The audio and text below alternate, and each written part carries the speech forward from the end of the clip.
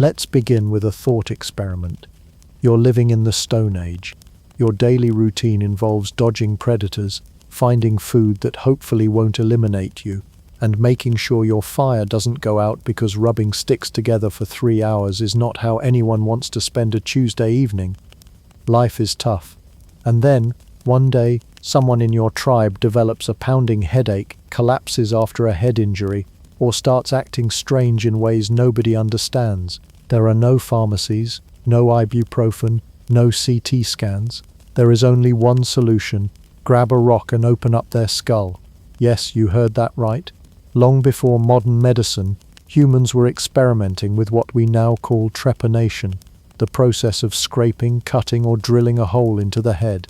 It's considered the oldest known form of surgery, dating back as far as 7,000 years ago, with some evidence suggesting even earlier attempts. And while today we associate brain surgery with sterile hospitals, futuristic machines, and surgeons who trained for a decade, the Stone Age version involved a dark cave, a fire, and someone who said, "Trust me, I've done this once before," and the guy almost lived.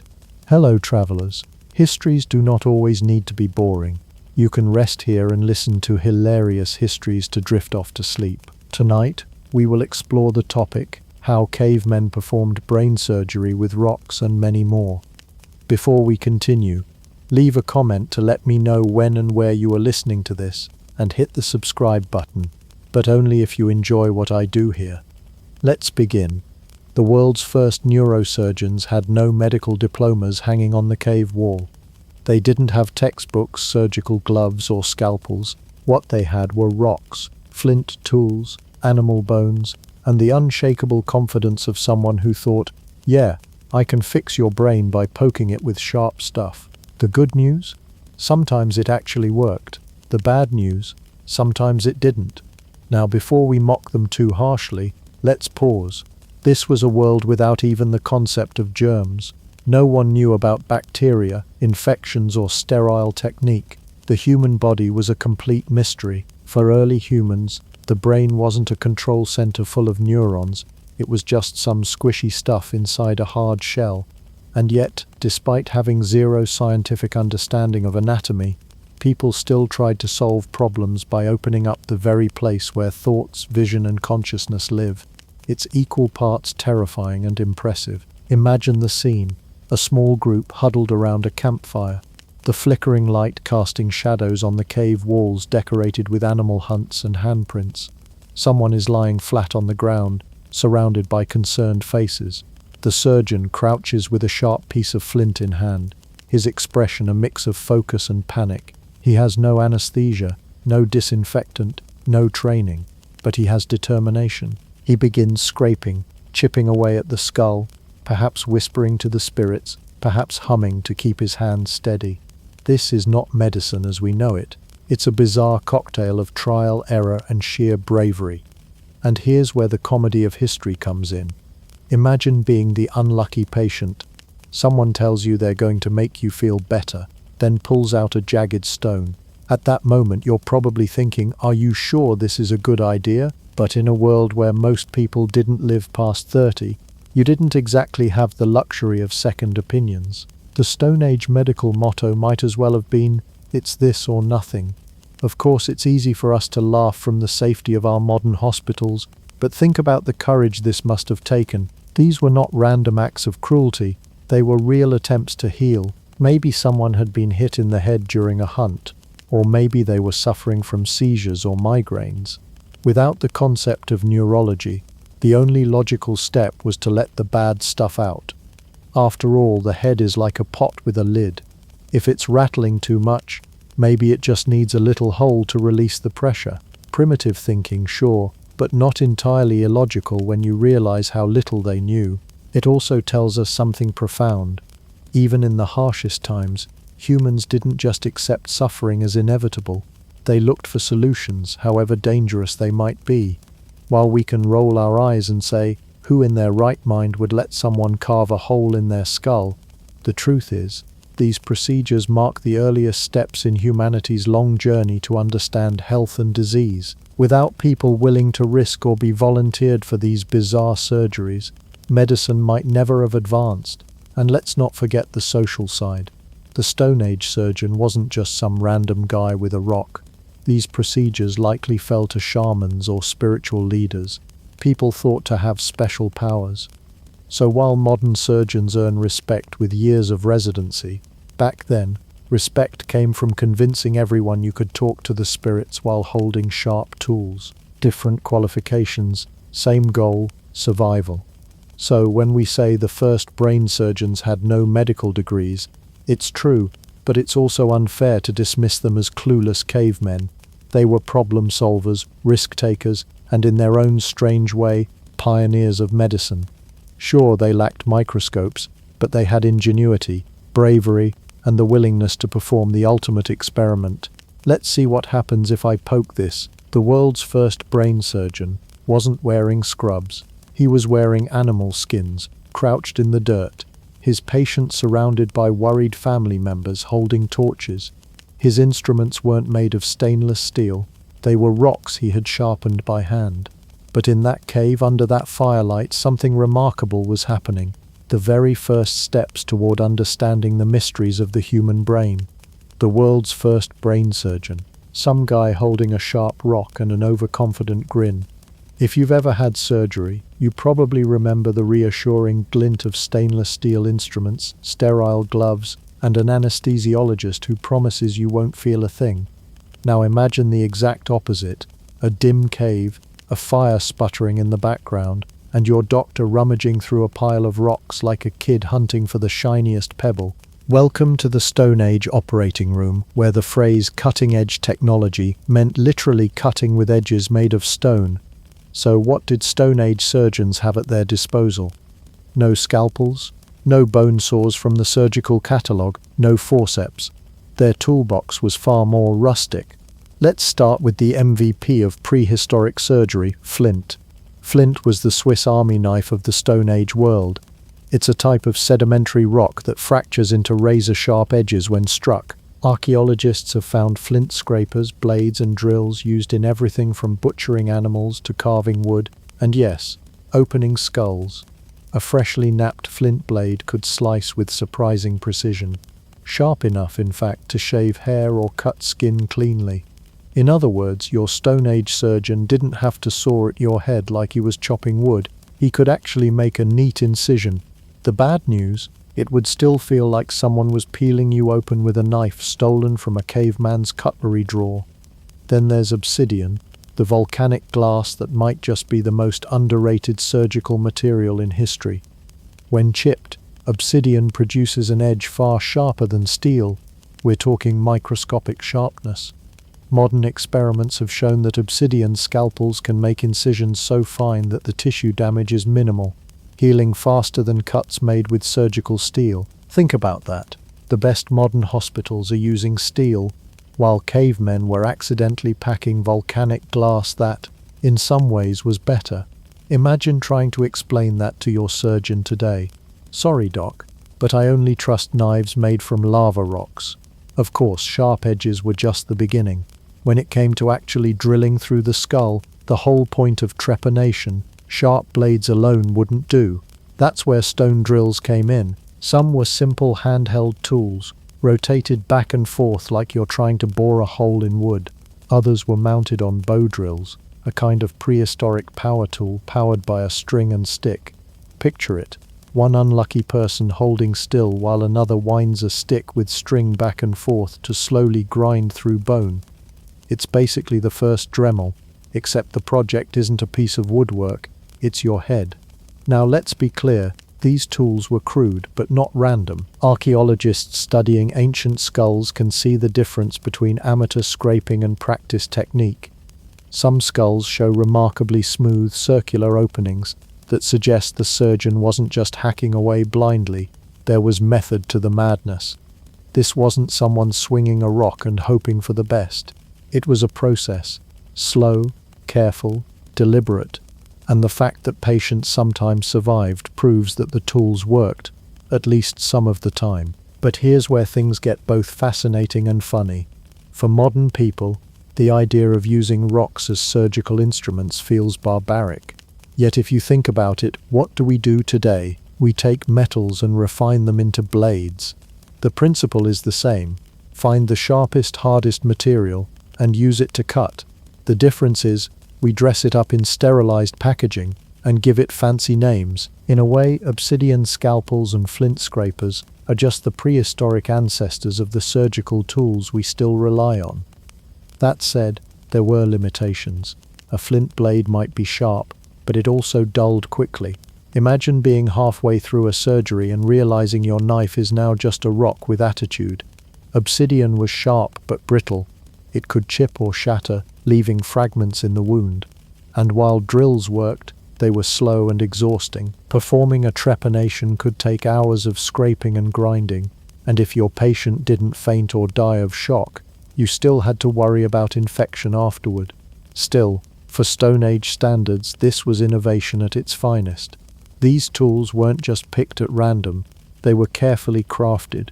Flint had to be knapped by someone skilled, and obsidian had to be gathered from volcanic regions, sometimes requiring long-distance trade. This means trepanation wasn't just some reckless experiment in a cave. It was backed by a network of tool-making, resource gathering, and community knowledge. Your surgeon wasn't a lone madman. He had the best rocks in town, and let's not forget the improvisation. Some trepanations show signs of scraping rather than drilling, suggesting that when a drill wasn't available, a sharp edge could be used instead. It's like the prehistoric equivalent of fixing something with duct tape. Don't have the right tool? Don't worry, this rock will do. So while we might laugh at the thought of brain surgery with rocks, the tools themselves were far from primitive. They were the best technology available, honed over generations of practice. And honestly, there's something both terrifying and awe-inspiring about that. Because here's the thing, when you strip away the modern hospital walls and sterile gloves, surgery has always been about the same core challenge, getting inside the body without killing the patient. The Stone Age tools may have looked like they belonged in a landscaping project, but they were designed with that very goal in mind. Or, to put it in modern terms, it's less Grey's Anatomy, more grey rocks and pray for anatomy. It's one thing to know that Stone Age people scraped holes in skulls. It's another to ask the most important question, why? Why would anyone willingly let a neighbor with a pointy rock take a whack at their head? Today, we wouldn't let someone near us with a sharp object unless they had a medical license, 10 years of experience, and a steady supply of anesthesia. But in the Stone Age, medical insurance didn't exist, and neither did the concept of malpractice. The reasons for trepanation range from the practical to the spiritual to the downright puzzling. Let's start with the most popular theory. Spiritual rituals. For Stone Age people, the human body was not just flesh and bone, it was a container for spirits, both good and bad. If someone started having seizures, migraines, or sudden fits, they weren't diagnosed with epilepsy. No, they were believed to be possessed by a spirit, and not the fun kind that helps you hunt better. The solution? Make the spirit an exit. In other words, cut a hole in the head so the demon, ghost, or malevolent force could crawl out. This wasn't unique to the Stone Age either.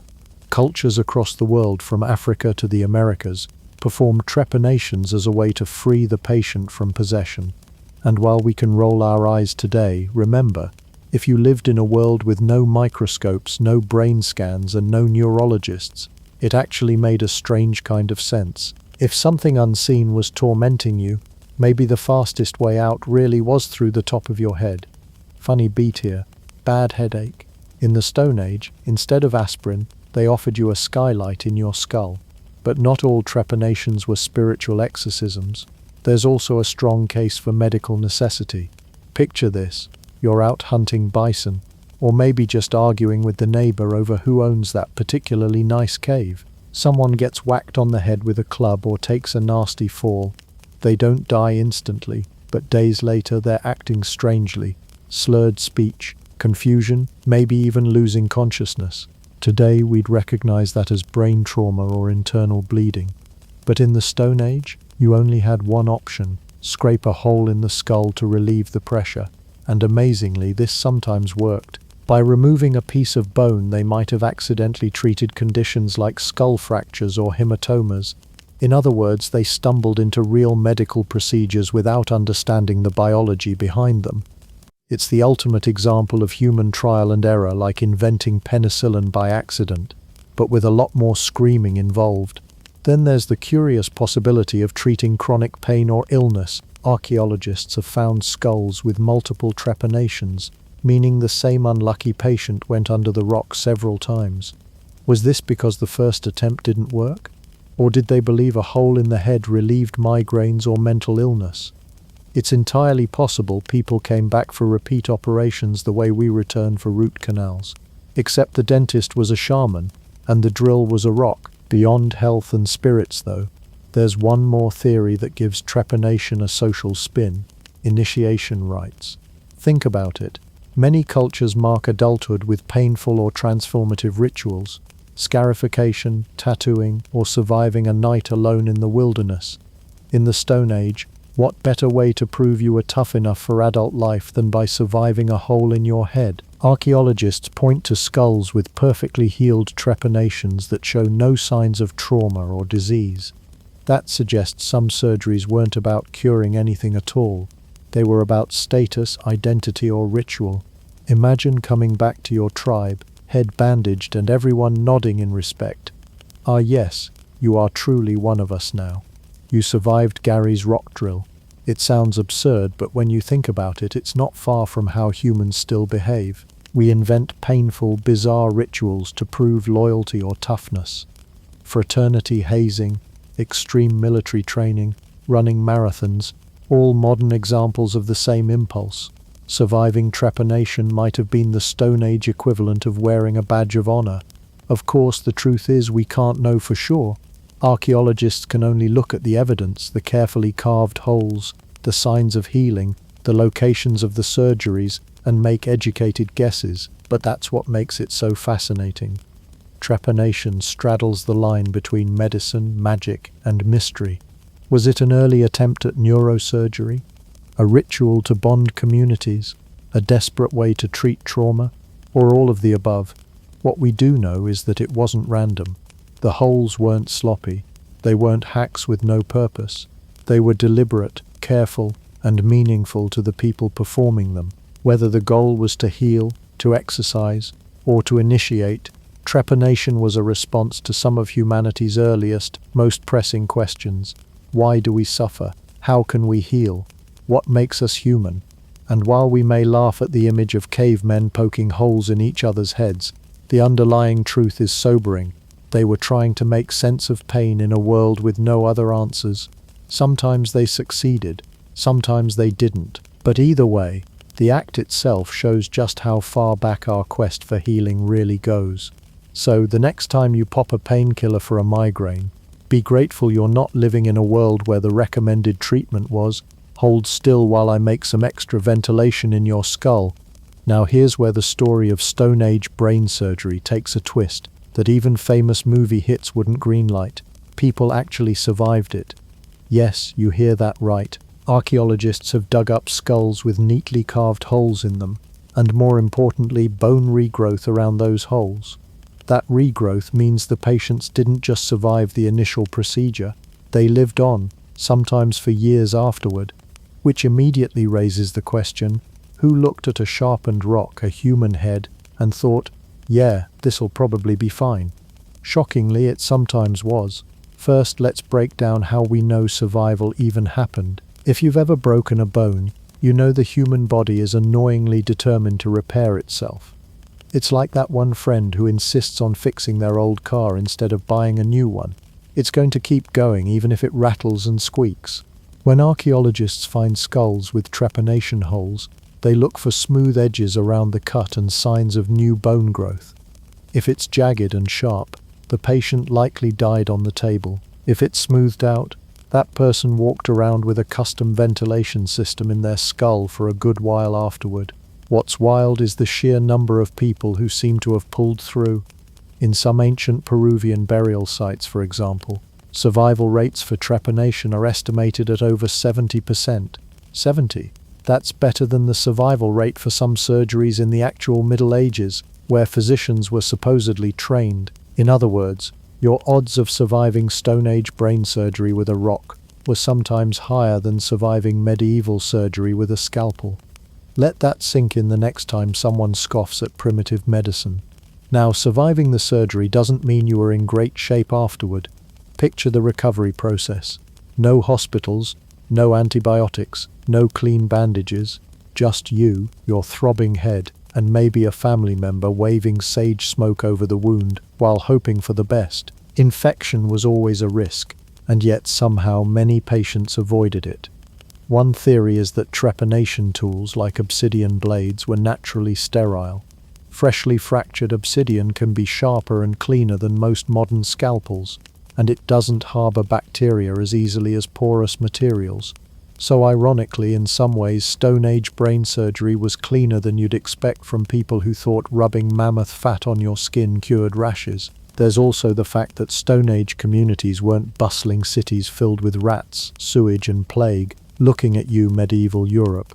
They were small groups, often nomadic, with less exposure to the kinds of bacteria that flourish in overcrowded towns.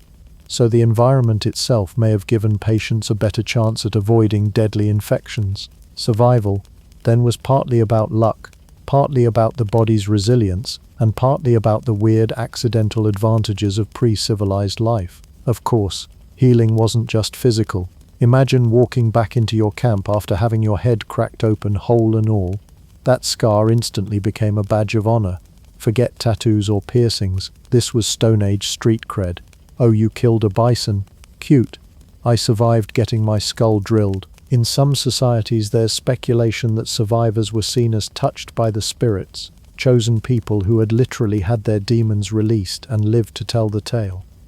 You might get elevated status, or at least some breathing room when arguments broke out about whose turn it was to gather berries. And the scars themselves tell us even more. Some skulls show multiple trepanations, meaning the same person went under the rock surgeon's hand more than once and lived to tell the tale, well, until they didn't.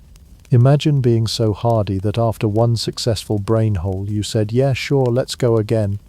Either these people were incredibly brave, or they were incredibly desperate. Headache so bad, time to get another skylight installed. There's also an argument to be made that Stone Age doctors weren't just random rock wielders.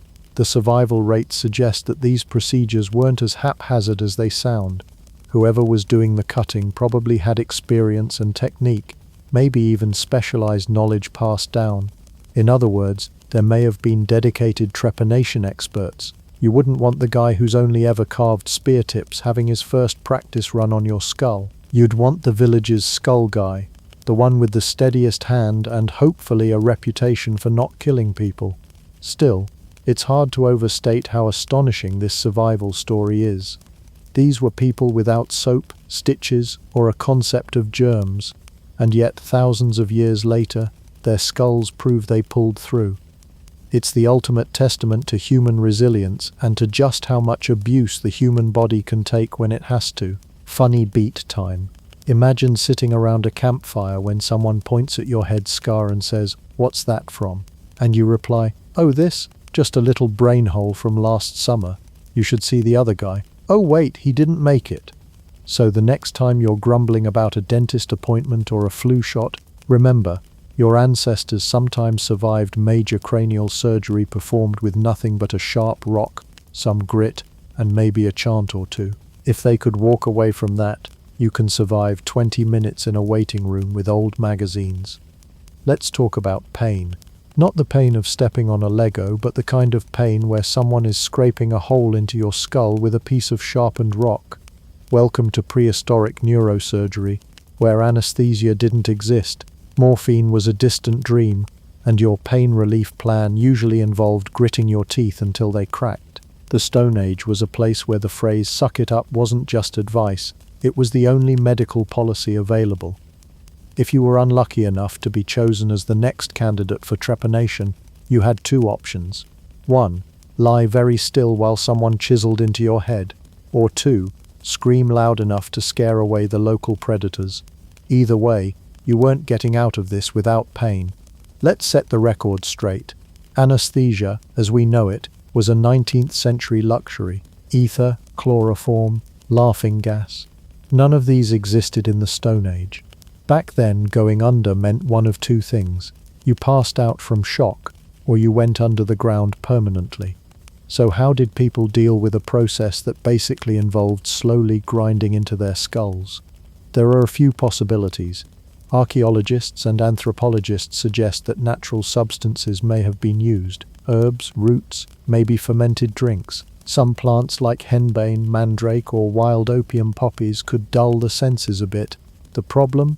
Too little, and you're fully awake for your surprise craniotomy. Too much, and congratulations, you're now the first person in history to overdose on folk medicine. And alcohol.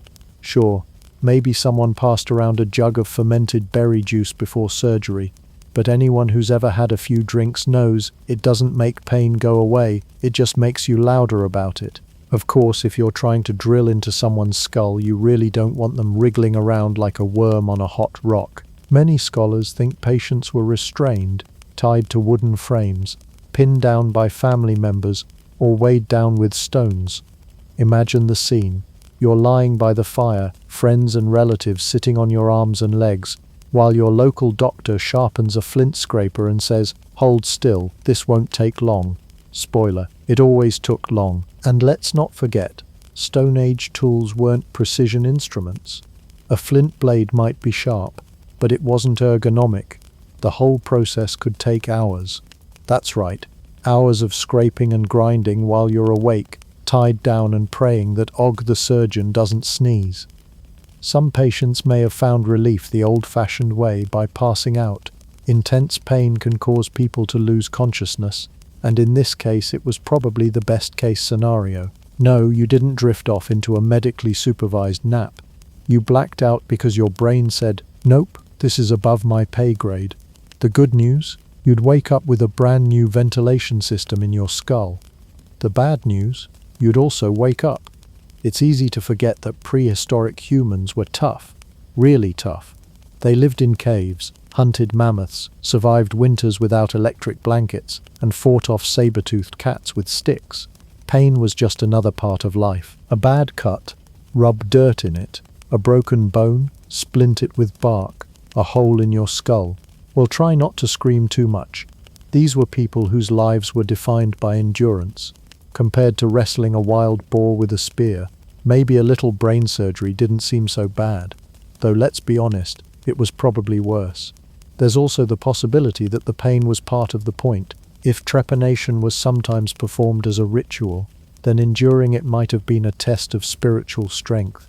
Pain itself could have been the medicine, a trial by fire, or rather trial by rock scraper, that proved your connection to the gods or the spirits. It's worth remembering, in many ancient cultures, suffering was seen as meaningful. Survive the agony, and you didn't just get a hole in your head, you got bragging rights, status, and maybe even a little awe from your peers. Of course, from our modern perspective, the lack of anesthesia sounds like pure madness. Today, if you need so much as a cavity filled, you get numbing gel, lidocaine, and a kindly dentist who asks if you're feeling any discomfort.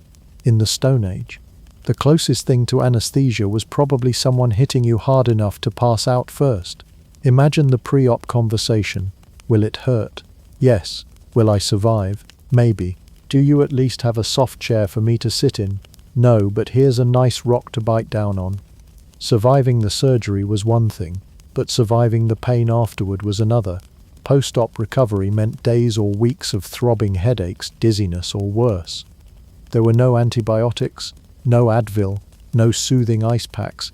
If you wanted relief, you probably chewed on a root, pressed a cold stone against your forehead, or just yelled at the sky until it stopped hurting. And yet, some people lived for years after trepanation, which means they not only endured the operation, but they also endured the recovery.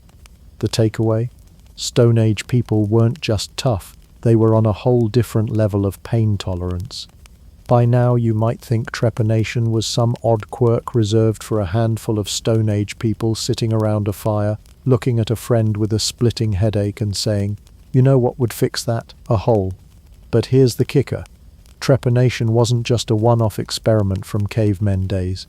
This practice popped up across cultures, continents, and eras, almost as if drilling a hole in the head was part of humanity's universal starter pack, right alongside making fire and realizing berries can either feed you or kill you. Take Neolithic Europe, for instance. Archaeologists have unearthed skulls from France, Germany, and even the British Isles that bear the distinctive marks of trepanation. And we're not talking about one or two unlucky individuals. Whole burial sites reveal dozens of skulls with neat, round openings. Some even show multiple holes, as if a single trepanation wasn't enough and someone thought, let's go for the deluxe version. The consistency of these finds suggests it wasn't just one eccentric healer, but a broadly accepted practice. Imagine sitting in a prehistoric village meeting. Who votes we fix Bjorn's headaches with another skull hole? And the crowd nods along like it's the most rational medical solution in the world. Then we shift over to ancient Peru, where the Incas really turned trepanation into an art form. If trepanation were an Olympic sport, the Incas would have taken home the gold, the silver, and probably the bronze too. Archaeologists studying Incan burial grounds found skulls with holes so cleanly cut you'd think they were done with modern precision tools. Not only that, but survival rates were shockingly high. Higher, in fact, than battlefield surgeries conducted during the American Civil War, thousands of years later. Let that sink in. Incan doctors armed with obsidian blades and stone tools were more successful at keeping patients alive than 19th century surgeons armed with scalpels and a vague understanding of germs. If there were Yelp reviews back then, Incan trepanation would have gotten 5 stars. Skull opened, headache gone, still breathing, would recommend. The techniques varied. In some cases, small circles were scraped slowly until the bone thinned enough to remove. In others, a series of small cuts formed a square that could be pried away, and sometimes multiple holes appeared on the same skull, suggesting the patient either lived long enough to have repeat surgeries or someone was just showing off. The astonishing part is the evidence of bone regrowth around the edges of the holes, proof the patients didn't just survive the procedure, but lived years after. It turns out these weren't just gruesome rituals, they were medical interventions with remarkable results. Africa also holds its share of trepanned skulls, many discovered in North and East Africa. There are even traditions among some groups suggesting the practice continued into the medieval period. Oral histories in certain regions hint at head-cutting rituals, not as punishment, but as cures for illness or possession. If your head was giving you trouble, some communities literally opened it up to let the problem out. It's an unsettling yet strangely logical solution if you think about it. Headache equals pressure, pressure equals hole, hole equals problem solved. And then there's Asia. Evidence of trepanation in areas like Siberia and parts of Central Asia reveals just how widespread this practice was. In some cases, the holes were clearly ceremonial, perfectly placed in spots that don't correspond with likely injuries. These may have been tied to spiritual rituals, perhaps linked to shamanic practices or initiation rites. The head, after all, has always carried symbolic weight across cultures.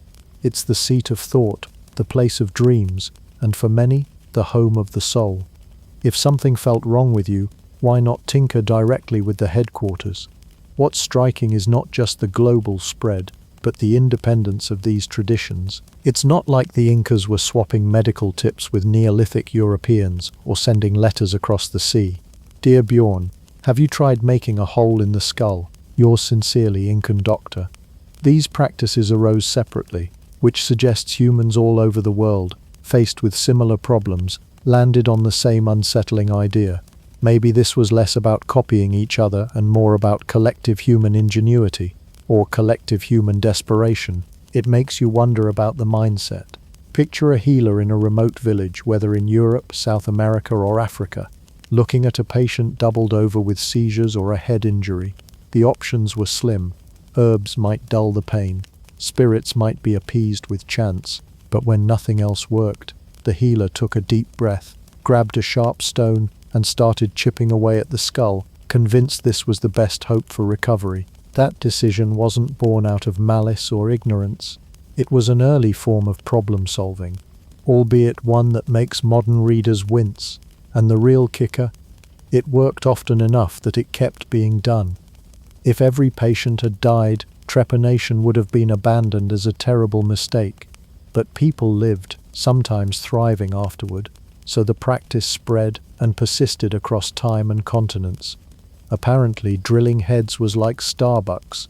Turns out it was everywhere. If you've ever groaned about waiting rooms, flimsy gowns, or the soothing sounds of elevator music looping endlessly in modern hospitals, consider yourself lucky. The Stone Age equivalent of a medical center didn't have chairs, clipboards, or soothing fountains in the lobby. In fact, the best you could hope for was a flat rock to sit on and some good natural lighting.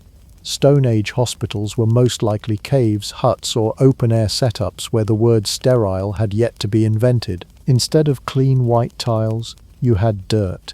Instead of steel surgical tools, you had flint, obsidian, or bone. And instead of a trained physician, you probably got the community shaman who doubled as healer, spiritual leader, and part-time inventor of reasons why drilling a hole in your head was a great idea. Archaeological evidence paints a surprisingly vivid picture of these makeshift hospitals. Many trepan skulls have been found in caves, which were both shelter and gathering spaces. Caves offered steady temperatures, protection from the weather, and plenty of rock surfaces to hold down an unlucky patient. But they also had terrible acoustics, which meant the cries of someone getting a hole drilled into their skull probably echoed like the world's worst concert. If caves weren't available, small huts or open clearings might do the trick. Basically, anywhere that allowed for a group of people to crowd around, hold someone down, and work without a bear showing up mid-procedure counted as a clinic. Central to these Stone Age operating rooms was the healer or shaman. This figure was part doctor, part magician, and part spiritual advisor. Shamans weren't working with textbooks or medical diplomas, but rather with a mix of oral tradition, experimentation, and a healthy dose of ritual. To them, illness wasn't just physical. It might have been caused by spirits, curses, or angry ancestors. Trepanation, therefore, was more than a crude surgery. It was also a spiritual intervention. Removing a section of skull could symbolically release the evil spirit trapped inside, or realign a person's spiritual energy with the rest of the community. Whether or not that was effective is debatable, but the faith people had in their shaman was essential for the practice to even be attempted. The actual medical team in these situations might have been a collection of helpers, family members, or apprentices. Their job? Hold the patient down, fetch tools, maybe chew herbs for makeshift poultices, and pray nothing went terribly wrong. Imagine today's surgical scrub nurses, except instead of handing scalpels and clamps, they were passing sharp flint and keeping the fire going. And instead of sterile gloves, they had hands. Just hands. Possibly dirty ones. Lighting was another important factor. Stone Age healers weren't exactly spoiled for options.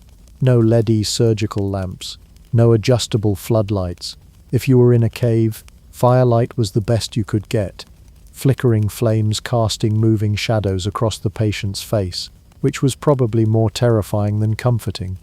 In open-air procedures, daylight was the main source, so if the healer started late in the day, well, tough luck. Surgery might just stop when the sun went down, leaving you lying there with a partially drilled hole in your head and a long night of regret. This is why caves with good lighting mattered. A naturally well-lit rock shelter could make the difference between hitting bone and hitting brain.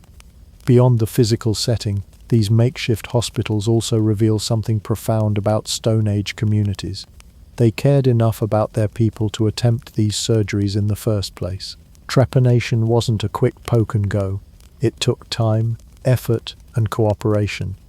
That suggests patients were considered valuable enough to risk the ordeal of surgery, which hints at strong social bonds. The fact that so many skulls show signs of healing means the hospital wasn't just a place of last resort, it was sometimes a place where lives were saved, however roughly. Of course, this was still a far cry from modern medicine. Infection risks were sky high. No one was sterilizing tools, washing hands, or wearing masks. If herbs or alcohol were used, it was more likely for pain relief or symbolic cleansing than actual antiseptic purposes. Yet despite these limitations, Stone Age hospitals somehow managed to produce survivors. That's a testament both to the resilience of human bodies and to the determination of these early healers to try, even without knowing exactly how or why it might work. So next time you complain about waiting 30 minutes for your doctor, picture yourself sitting cross-legged in a smoke-filled cave with a shaman muttering chants while sharpening a flint blade. Your insurance, the goodwill of your tribe, your prescription, more firewood and a rabbit stew to recover afterward, and your hospital room, just a corner of the cave with slightly fewer bats than the others. Suddenly, a plastic chair and an outdated magazine don't seem so bad. Now that we've explored the Stone Age's operating theatres, complete with campfire ambience and dubious hygiene, it begs the question: what happened after the surgery? Did patients bounce back to their daily lives of hunting and gathering, or did they carry lasting consequences from their treatment? That brings us to the next chapter, where we'll look at what life was like for the survivors after their date with Stone Age medicine. When we look at the evidence of trepanation today, it's tempting to see it solely as a grim medical procedure. But humans, being humans, have a habit of turning even the strangest things into social symbols. Surviving trepanation in the Stone Age may not have just meant you lived through an ordeal that should have killed you. It may have given you a new identity altogether. Forget tattoos or piercings in some communities, a neat circular hole in your skull was the ultimate badge of honor. Think about it. In a world where life expectancy was short, where the environment itself seemed out to get you, survival wasn't just luck. It was evidence of resilience, maybe even divine favor. A person who had endured the cracking, scraping and chiseling of a skull opening and lived to tell the tale would have stood out. They weren't just someone who survived. They were someone who had passed through a ritual of transformation. That scar, visible under hair or revealed in a story, wasn't just a medical reminder, it was a social marker, possibly a way to say, I've been tested and I came back stronger. Archaeological finds hint at this possibility. Many trepan skulls show not only healing but also carefully shaped openings, as though the procedure wasn't rushed but intentional, perhaps even artistic. Some are so symmetrical that you'd almost think someone had taken pride in making them precise. These weren't random gouges of desperation. They were circles, ovals, deliberate shapes. That kind of care suggests the act was about more than just medical necessity. It could very well have been symbolic, the scar as important as the surgery itself. We already know from countless societies across history that scars, marks, and body modifications often carry cultural weight. From the ritual scarifications of Africa to the tattoos of Polynesia, humans have always found ways to turn the body into a billboard of identity. Why should the Stone Age be any different? If anything, trepanation may have been the most extreme version, a permanent mark that screamed, "Look at me, I faced death and won." In a small community, that kind of survival could make you a figure of respect, or even fear. There's also the spiritual angle. If trepanation was originally linked to releasing evil spirits or opening a channel to the divine, then a survivor wasn't just healed, they were transformed. Perhaps they were seen as spiritually cleaner, more attuned, or marked by the gods themselves. The scar wasn't just proof of survival, it was proof of passage into another kind of existence, maybe halfway between human and sacred. Imagine the way such a person would be treated around the fire, not as a victim, but as someone whose skull literally carried a story. Of course, there's another angle, community bragging rights. Imagine sitting around in your Stone Age group and everyone is sharing tales of their bravery. Someone fought off a wolf, someone else caught a massive fish, and then there's you. You casually pull back your hair and reveal a smooth, healed circle in your skull. Instantly you've won. It's the prehistoric equivalent of rolling up your sleeve to show off a tattoo that says, "Yeah, I've been through some stuff." This idea of trepanation as social capital is supported by the sheer number of skulls found with multiple holes. Some individuals underwent the procedure not just once but 2, 3, even 4 times. It's unlikely all of those were desperate medical attempts. Multiple trepanations suggest a pattern, a willingness, even eagerness to undergo it again. That sounds less like emergency surgery and more like ritual, or perhaps a way to repeatedly prove resilience and courage. After all, 1 scar could be luck. 2 scars, that's intentional. 3, now you're basically a walking legend. And while we'll never know for sure, it's possible that these survivors became leaders, storytellers, or healers themselves. Their scars would have carried authority, proof that they had not only faced suffering but also endured what others could not. In societies where supernatural explanations were interwoven with daily life, the person with the trepanation scar may have been seen as uniquely capable of communing with spirits, protecting the tribe, or guiding rituals. In other words, the hole in their head might not have just been about survival, it was a job qualification. The funny thing is, when you think about it, this isn't so different from modern times. Today, people still show off their scars, tattoos, piercings, or body modifications as symbols of endurance, rebellion, or belonging. The Stone Age survivor of trepanation may not have looked any stranger to their peers than someone today with a sleeve of tattoos looks to us. It was, in its way, a form of body art, except instead of ink or needles, you had bone chisels and a very patient or very unlucky skull. So while the thought of Stone Age cranial surgery makes us cringe, it might have been less about suffering and more about status. The survivors weren't just people who endured the pain, they became symbols of strength, resilience, or spiritual blessing. If scars tell stories, then a trepanation scar told a story big enough for an entire community to recognize.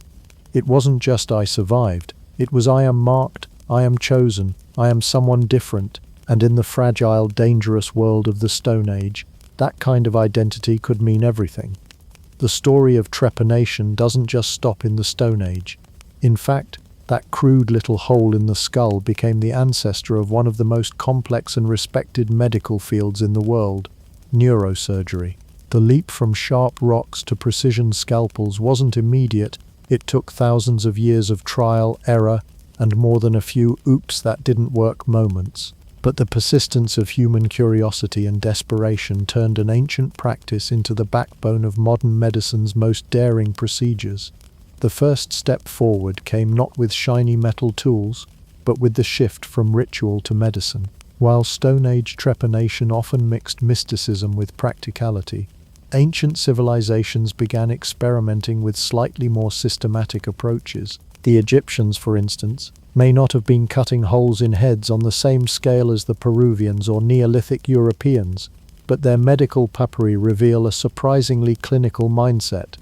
The Edwin Smith Papyrus, dating to around 1600 BCE, includes detailed observations about head injuries, fractures, and neurological symptoms. It doesn't exactly prescribe trepanation, but it shows that people were starting to think about the brain as something more than a sponge for evil spirits. Then came the Greeks, who, as usual, brought philosophy into the mix. Hippocrates, the man doctors still name-drop today, wrote about trepanation in the 5th century BCE. He recommended it for skull fractures, especially if bone fragments pressed inward. Unlike earlier healers, he approached it with logical reasoning rather than purely ritual significance. In his eyes, trepanation wasn't about freeing demons but about preventing infection and reducing pressure. His writings suggested different tools, some looking more like hand drills than crude rocks, with designs meant to minimize slipping and turning your patient into a very permanent cautionary tale. But perhaps no ancient culture advanced trepanation as much as the Incas. By the time the Incan Empire was flourishing in the Andes, they had elevated head surgery into a veritable art form. Archaeological finds reveal thousands of skulls with carefully made openings, many of which show healing, meaning survival rates were impressively high. Some studies even suggest survival rates in Inca trepanations were better than those of European surgeons during the Renaissance. That's right, a healer with obsidian tools in the Andes might have had a better track record than a well-trained European doctor wielding steel. Imagine being the Renaissance surgeon trying to explain that. The Middle Ages, however, were not kind to brain surgery. While trepanation continued in Europe, it often veered back towards superstition, sometimes justified as a way to release demons or cure madness. Surgeons, often barber surgeons with more experience trimming beards than repairing skulls, used metal trephines, cylindrical saws designed specifically for the job.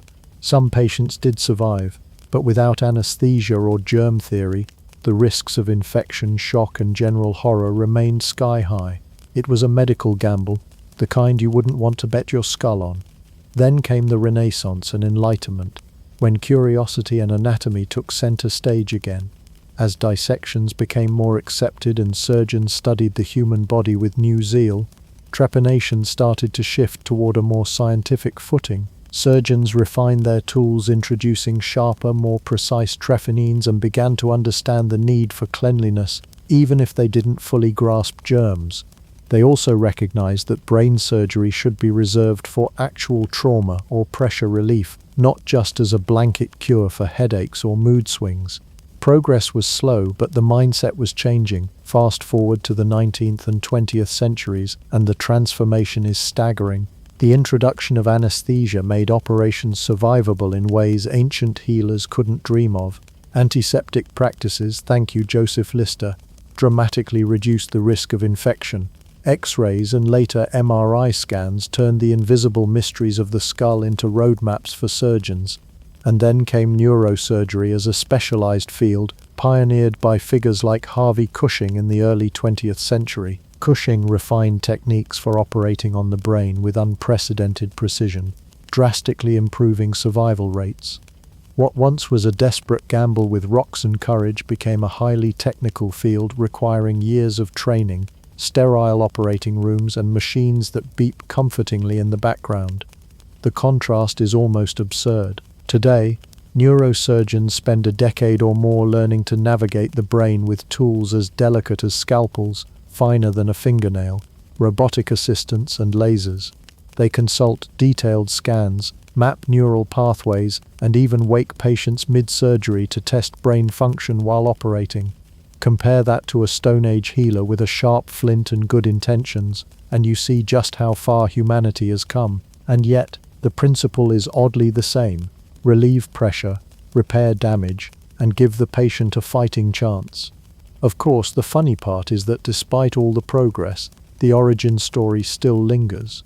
Neurosurgery owes its roots to people who thought making a hole in your head was the answer to everything from headaches to curses. The lineage from caves to cutting-edge hospitals is both humbling and hilarious. Today, brain surgery requires 10 years of grueling training, but back then the entry-level requirement was simply 2 rocks and someone gullible enough to lie still. Trepanation is one of those Stone Age relics of humanity that sits on the razor's edge between horrifying and awe-inspiring. On one hand, the idea of someone taking a sharpened rock, pressing it against your skull and deciding, yep, this'll help, makes modern people clutch their heads in instinctive horror. On the other hand, the fact that anyone survived this at all, and sometimes thrived afterward, is proof of how stubbornly resilient humans are, even when common sense should probably have told them to stop. It's a legacy of pain, courage, and just enough madness to keep anthropology textbooks interesting for centuries. What really blows our minds is the fact that trepanation wasn't some isolated weird ritual of a single tribe. It wasn't a quirk like putting butter on burns or feeding mercury to sick children. Thanks, Victorians. This practice popped up across continents, separated by oceans, mountains, and the sheer impossibility of communication. The Neolithic farmer in Europe, the healer in ancient Peru, and the shaman in Africa all came up with the same bold plan. Let's open the head. Either humans share an incredible collective instinct, or everybody in history was equally willing to test out some very questionable medical procedures. But there's more than curiosity here. These people weren't just hacking at skulls for fun. Some may have believed they were releasing evil spirits, others were responding to head trauma, and still others may have considered it a sacred mark of identity. Whatever the reason, it reflects something deeply human, an unwillingness to accept suffering as inevitable. They looked at an injury or illness and thought, maybe I can fix this. Granted, Their version of fixing often involved scraping bone until daylight appeared. But the sentiment was the same that drives modern surgery today, trying something because the alternative was worse. And that's the fascinating thread that runs through history. Trepanation is like humanity's first awkward step into the world of medicine. We were still figuring out fire and farming, but we were also experimenting with one of the most complicated organs in the body. It's the equivalent of tinkering with a Ferrari engine while you're still trying to figure out how to tie your shoes. Yet somehow, enough people survived these Stone Age operations that the practice kept going, and even evolved into something closer to real brain surgery. That survival rate alone is mind-boggling. Without antibiotics, anesthesia, or sterile gloves, our ancestors managed to keep patients alive. You can almost imagine them looking at a healed skull and saying proudly, "See? Told you it would work." Of course, part of why this still fascinates us is the sheer audacity of it all. Trepanation forces us to confront the fact that human beings have always been daring, sometimes recklessly so. We'll climb mountains without oxygen, sail across oceans in wooden canoes, and apparently poke holes in our skulls just to see what happens. It's unsettling, yes, but it's also a testament to our collective refusal to sit still and let fate decide. In a way, those ancient surgeries are a reminder that curiosity is built into our DNA, even if it occasionally comes at the cost of a splitting headache. What's also amazing is how much trepanation reveals about early community life. Patients who survived had to be cared for, fed, protected, and watched while their wounds healed. That means there was empathy mixed into the madness. Someone had to believe the patient's life was worth saving, enough to keep them around long after the operation. So alongside the image of grim shamans scraping bone, there's also the quieter truth of compassion, proof that prehistoric humans weren't just brutal survivors, but also caretakers. And here's the kicker. Trepanation still lingers in today's imagination. It shows up in museums, documentaries, and even occasionally in fringe modern groups who think drilling into the skull brings enlightenment. Spoiler, it doesn't. Please do not try this at home. The fact that the practice hasn't completely vanished from conversation proves just how unforgettable it is. It's part horror story, part survival miracle, and part reminder that human history is filled with bold, baffling decisions that somehow paved the way to modern medicine. So why does this still blow our minds? Because it encapsulates everything about humanity in one terrifying, fascinating package. We were brave, we were desperate, we were curious, and sometimes we were all three at once. And while modern brain surgery now involves sterile operating rooms, computer scans, and teams of highly trained specialists, it owes its roots to someone with a sharp stone, steady hands, and way too much confidence. The next time you groan about your doctor making you wait 20 minutes past your appointment time, remember this. At least you're not staring at Carl across a campfire while he tells you to hold still so he can take a rock to your head. Suddenly, a little waiting room, my dear, doesn't seem so bad.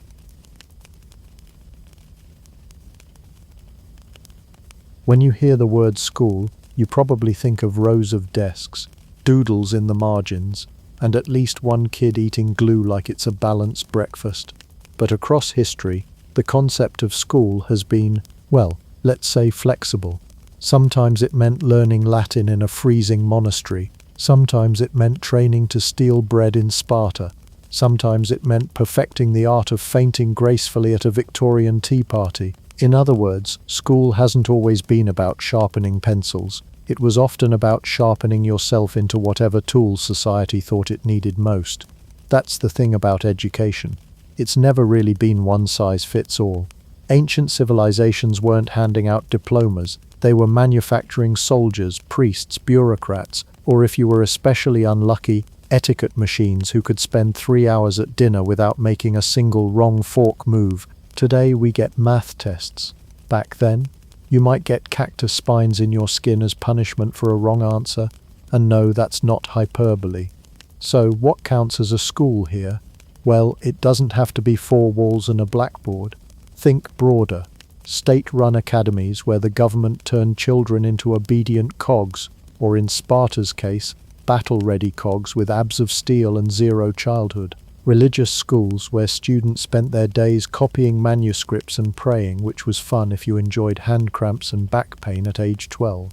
Palace schools where kidnapped or hand-picked youngsters were trained into dazzling administrators, musicians and courtiers, capable of reciting poetry without tripping over their silk robes.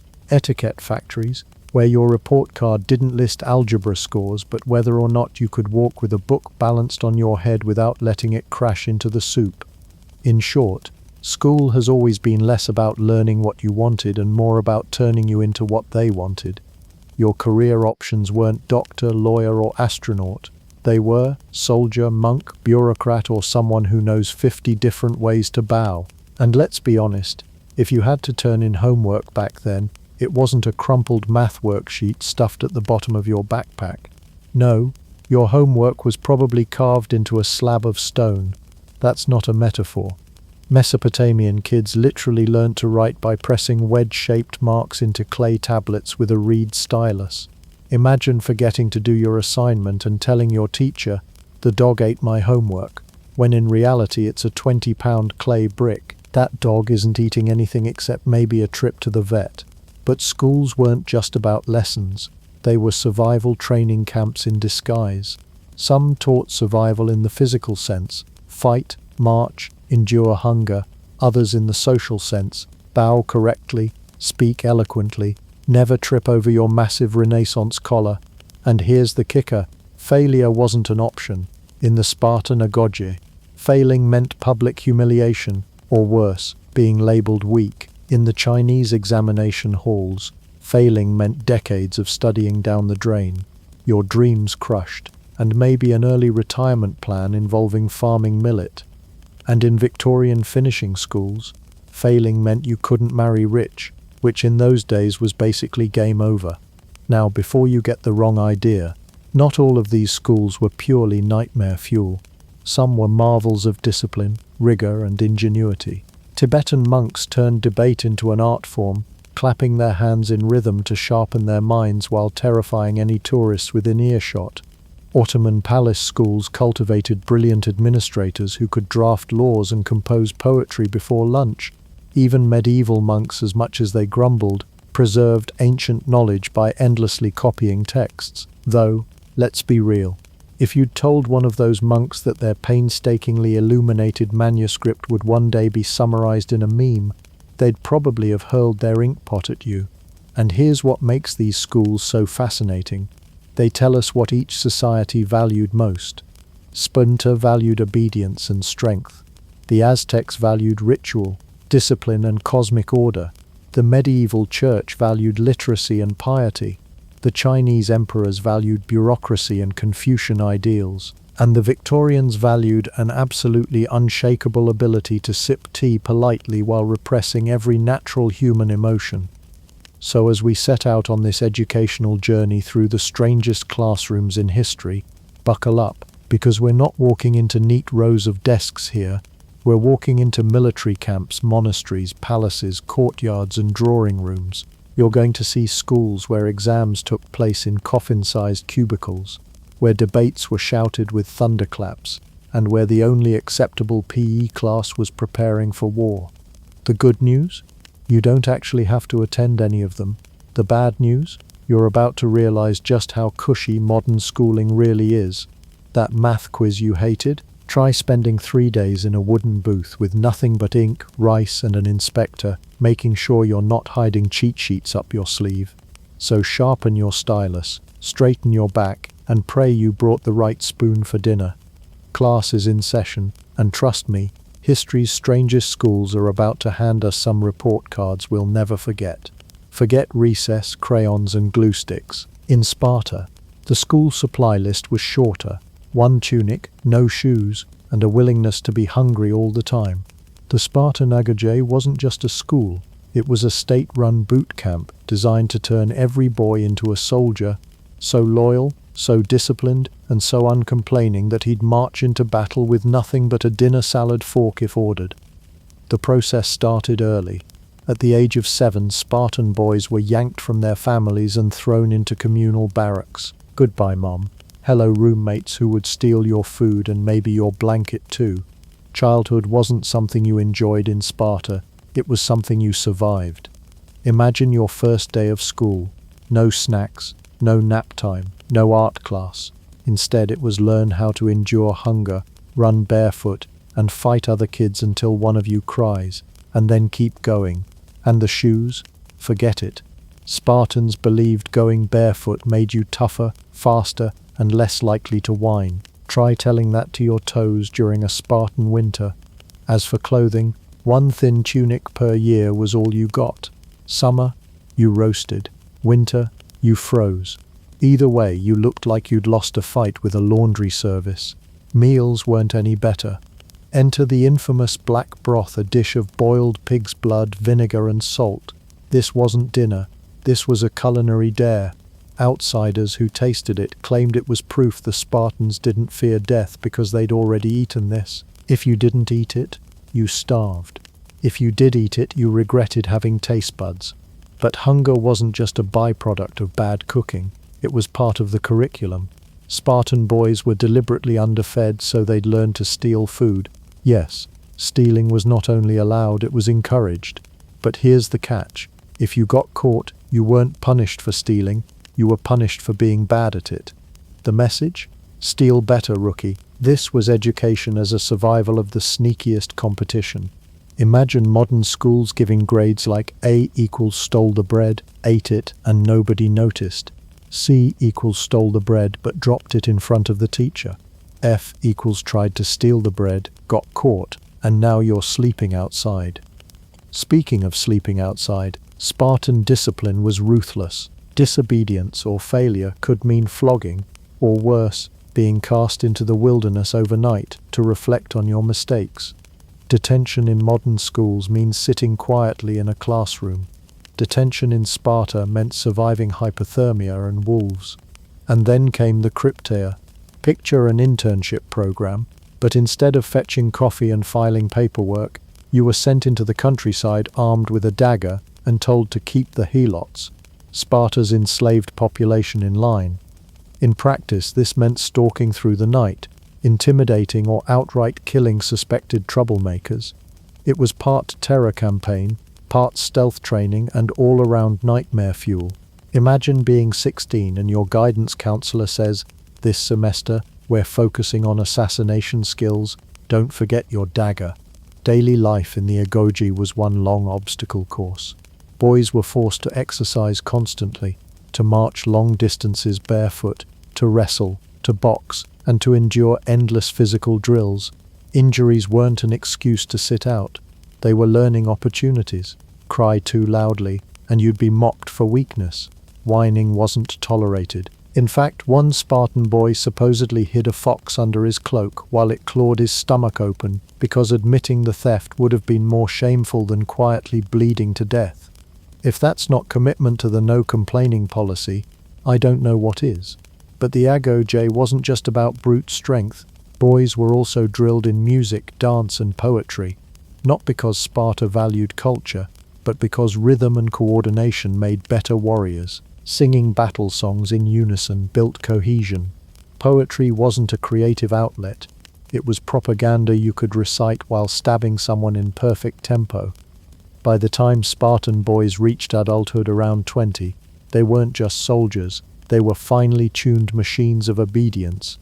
Loyalty to the state was absolute. Your family, secondary. Your comfort, non-existent. Your survival, optional.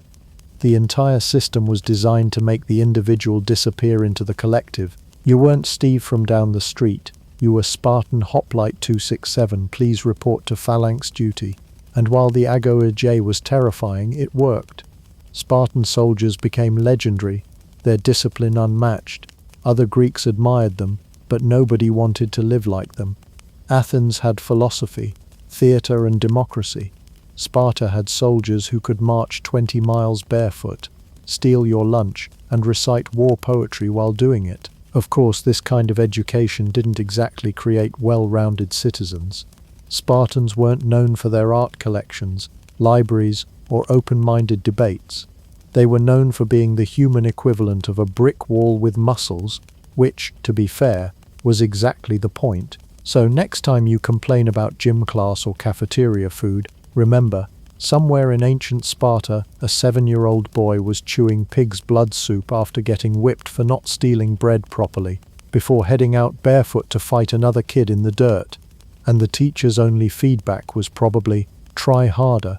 The agoj wasn't education, it was weaponization, and in Sparta, if you survived it, congratulations, you were finally ready for your adult life of, well, more fighting, more marching, and maybe, just maybe, another bowl of black broth. If you were a kid in the Aztec Empire, you didn't wake up worrying about math homework. You woke up worrying whether today you'd be memorizing cosmic calendars or learning how to sneak through the jungle without getting speared. That's because the Aztec world didn't believe in one-size-fits-all schooling. Instead, education came in two main flavors: the Kalmakak, a sort of priestly and noble academy, and the Telpakalni, the house of the young men where commoners learned to become warriors and citizens. Either way, the message was clear. Childhood wasn't about fun, it was about preparing you for very serious adult business. Let's start with the Kalmakak, where the sons of nobles, and sometimes gifted commoners, were groomed into priests, scribes, astronomers, or even imperial administrators. Sounds prestigious, right? Sure, but it was also exhausting.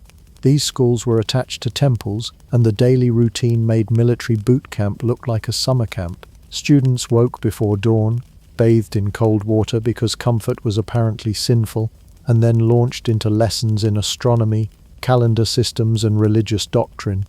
Imagine being 12 and already responsible for understanding the mathematics of eclipses and the rituals to keep the sun rising.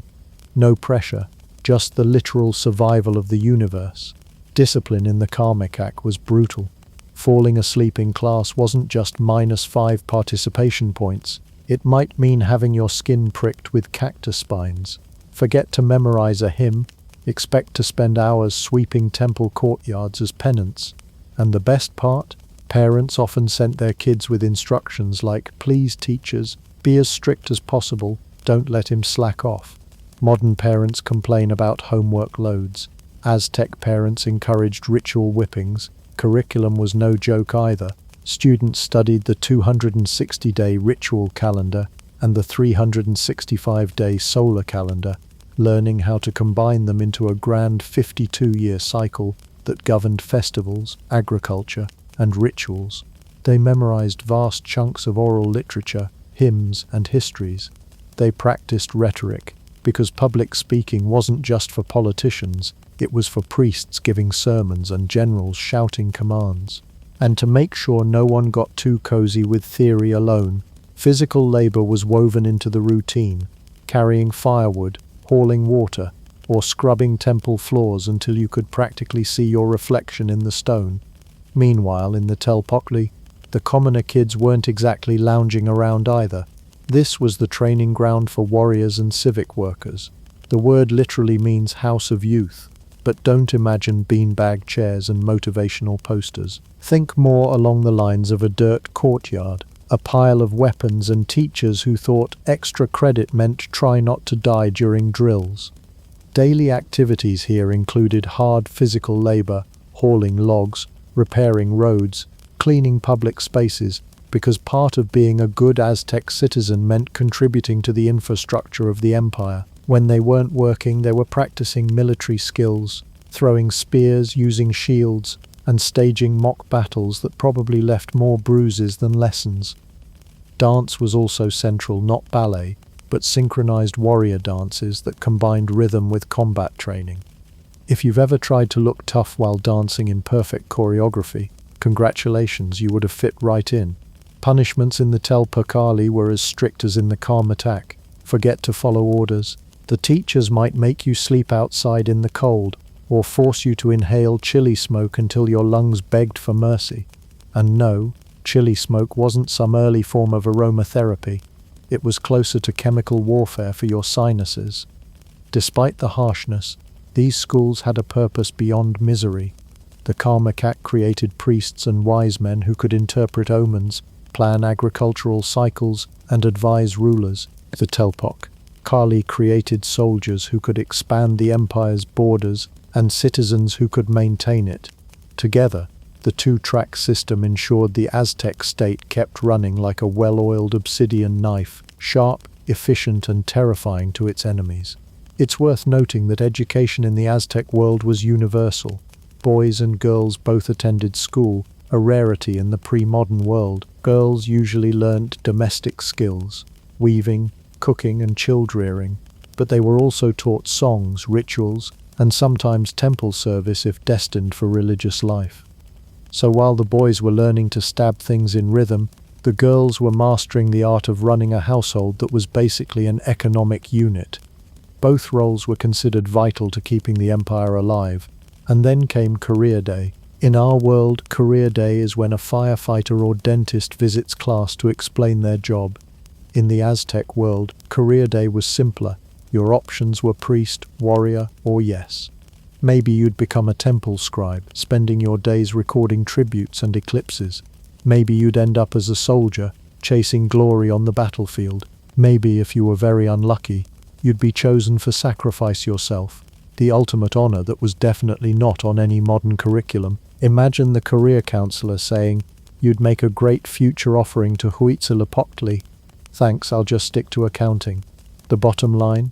Aztec schools weren't about self-expression or creativity. They were about forging the next generation of citizens who could keep the empire's cosmic, military, and civic machinery going.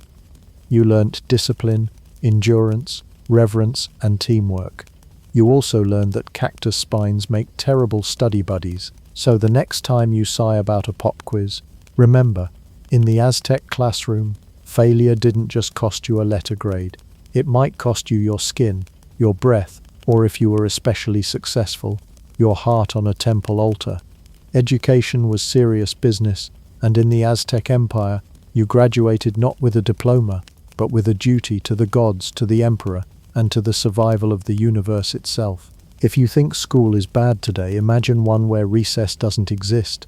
Your textbooks weigh as much as a small donkey, and the only language you're allowed to use is Latin, whether you understand it or not.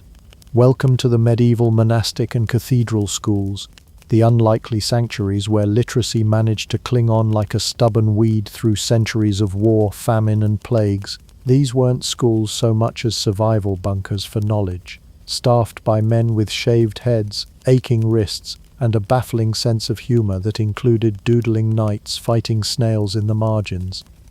The medieval classroom was not rows of desks and chalkboards, but echoing stone chambers filled with students hunched over manuscripts. Forget pens and lined paper. Your school supplies were quills, ink made from crushed oak galls, and parchment made from carefully stretched animal skin. Yes, that meant sheep were basically donating their hides to medieval higher education, truly unsung heroes of Western civilization. Copying texts wasn't just an assignment, it was the assignment. A monk might spend weeks, even months, transcribing a single book. Imagine being told your homework for the semester was to reproduce the Gospel of Matthew by hand, calligraphy included. The daily rhythm was dictated by the monastery bell. It didn't matter if you were mid-sentence or mid-yawn. The bell told, you stopped, prayed, and sometimes fasted. Bells weren't just timekeepers. They were the medieval equivalent of the school bell crossed with a divine alarm clock. Constant, unignorable, and probably responsible for half the headaches in Christendom. The subjects taught were divided into two parts: the trivium, grammar, rhetoric, and logic, and the quadrivium, arithmetic, geometry, music, and astronomy. This wasn't fun with fractions or basic stargazing. Arithmetic was seen as mystical, music was about proportions of harmony, not playing lutes in class, and astronomy meant charting the heavens to calculate religious feast days, not your horoscope. The trivium trained you to argue, but only in Latin, which must have made family dinners very quiet. The trivium and quadrivium were less about practical careers and more about shaping the soul. Want to become a knight? Wrong school. Want to debate how many angels can dance on the head of a pin? Grab your quill, you're in the right place. At the heart of monastic education was the scriptorium, a room where monks copied books by hand. Imagine a classroom where your group project is to reproduce every textbook for the next generation. One monk would read aloud from the master text, while others scribbled furiously to keep up. This was medieval dictation at its most grueling. To make it worse, parchment wasn't cheap, so mistakes were frowned upon. If you misspelled a word, you couldn't just crumple the page and start again. You scraped the error off with a knife and tried not to bleed on the manuscript. But amid the cramped wrists and ink stains, monks also found ways to express themselves. Marginalia, those doodles in the margins, were the medieval equivalent of drawing mustaches on yearbook photos. Except here, the doodles included strange hybrids like fish with human faces, rabbits jousting or knights battling snails. To this day, no one knows why snails were such a big deal in medieval doodles. But it's comforting to know procrastination is eternal. Silence wasn't just recommended, it was compulsory. Talking in class wasn't merely frowned upon. It could earn you a penance of extra prayers, or worse, copying even more manuscripts. Think of it as detention with arthritis as a bonus feature.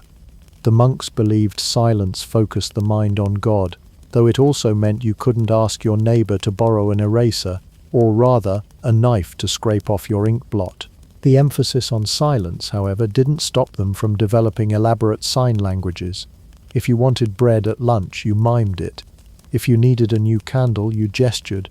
One wonders what the sign for "help, my quill snapped again" looked like. Physical punishments weren't uncommon. Students could be beaten for sloppy handwriting, mispronouncing Latin, or simply daydreaming. The assumption was that pain sharpened both faith and penmanship.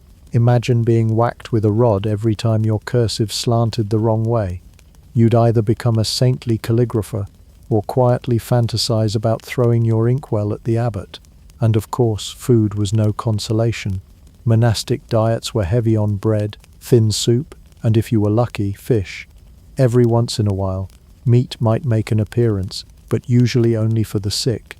The real delicacy was black ink broth, not for eating, but for staining your fingers permanently. Copying texts wasn't just words.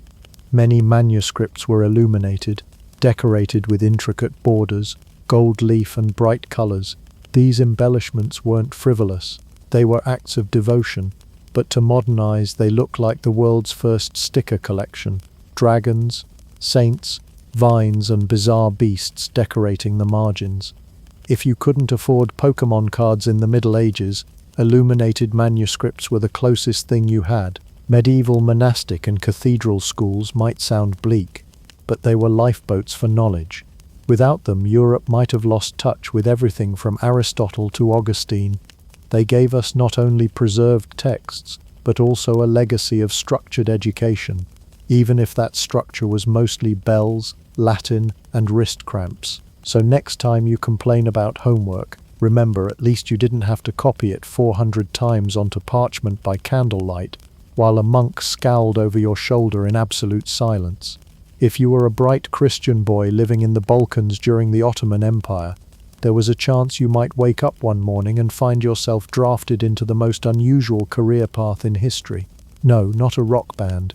Something far more intense, the devshirme system.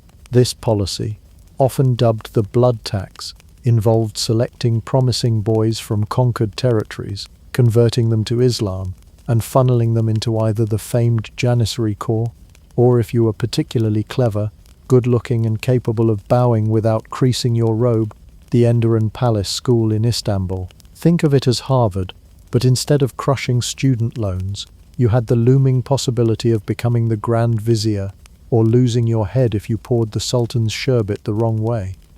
The journey into Enderun began with ruthless sorting. Candidates were examined for physical strength, intellect, and temperament. The average kid might dream of skipping chores. Here the stakes were whether you would become a scribe, a soldier, or if truly exceptional, a statesman with the ear of the Sultan himself. Once selected, the boys were trained within the palace walls in a system that blended the severity of boot camp with the refinement of an art conservatory. It was a world where you might spend the morning memorizing Arabic grammar and the afternoon practicing fencing drills, only to close the evening rehearsing a musical recital while trying not to trip over your elaborate silk robes. The curriculum was as diverse as it was demanding. Students learnt multiple languages, Turkish for administration, Arabic for theology, and Persian for poetry. Because apparently it wasn't enough to govern an empire, you also had to recite verses about nightingales and roses with convincing passion. Calligraphy was not just handwriting but a sacred art. Numbers and mathematics were drilled endlessly, since the empire's tax records weren't going to balance themselves. And of course, law and statecraft were emphasized, because the point of all this training was to produce future viziers who could outthink rivals, manage provinces, and survive palace intrigues. By the end, these young men could calculate grain levies, compose eloquent letters, and duel with sabers, ideally not all at the same time, though that might have been a useful party trick. The school also perfected the art of etiquette. Every movement in the palace was ritualized. How to bow, when to speak, how to sit in the sultan's presence, it was all meticulously taught. Spilling sherbet or sitting at the wrong angle could torpedo a promising career faster than failing algebra. In this way, Enderun wasn't just about building smart administrators, it was about crafting loyal, polished servants of empire who could glide through court life with the precision of a dancer and the nerves of steel required to work under constant scrutiny. Life in Enderun was not cushioned luxury, though. While the food and surroundings were magnificent compared to life in the villages, the discipline was relentless. Laziness was not tolerated. Every boy had to contribute, whether it was in study, sport, or service. Rising through the ranks depended on merit, which made the school uniquely dynamic for its time. A peasant's son from Albania could, through years of training and dazzling performance, rise to the office of Grand Vizier, the second most powerful position in the empire. That was the dream dangled before every recruit. Endure the rigorous drills, master the curriculum, and the world could open up. Fail, and you might end up polishing armor until your fingers ached. The graduates of Enderun went on to shape the Ottoman Empire in profound ways. Many of the most famous viziers and administrators came through its halls. They were the empire's brain trust, the carefully cultivated bureaucratic elite who kept the machinery of the state humming across 3 continents. The success of the system lay in its ability to combine education, discipline, and loyalty into one seamless training pipeline. Though it's worth noting that this pipeline began with forced recruitment. It's hard to imagine modern students lining up eagerly if the equivalent of their SAT prep included a conversion ceremony and a swordsmanship exam. If nothing else, Enderun exemplifies how empires never left education to chance. For the Ottomans, schooling wasn't about personal fulfillment or finding yourself, it was about forging the perfect instruments of state. That perfection extended down to the tiniest details, like the expectation that you could serve sherbet to the Sultan without trembling. And honestly, compared to that, today's final exams don't seem quite so bad. If you think modern classrooms are loud because someone forgot to mute their phone, imagine a school where silence was a sign of failure. In the courtyards of Tibetan monasteries, education unfolded not through quiet reading or solemn lectures, but through a storm of questions, answers, stomps, and hand claps that echoed off the stone walls like intellectual thunder.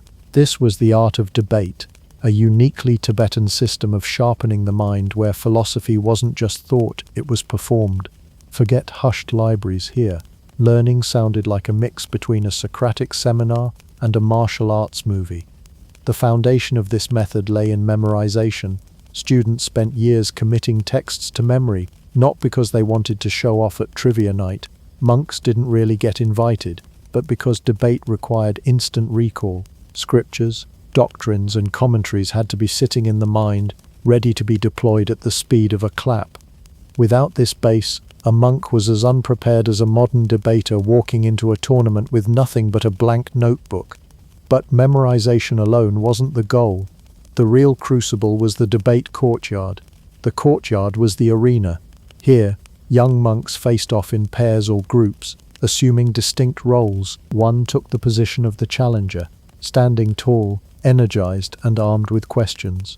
The other sat as the responder, tasked with defending the doctrine under scrutiny.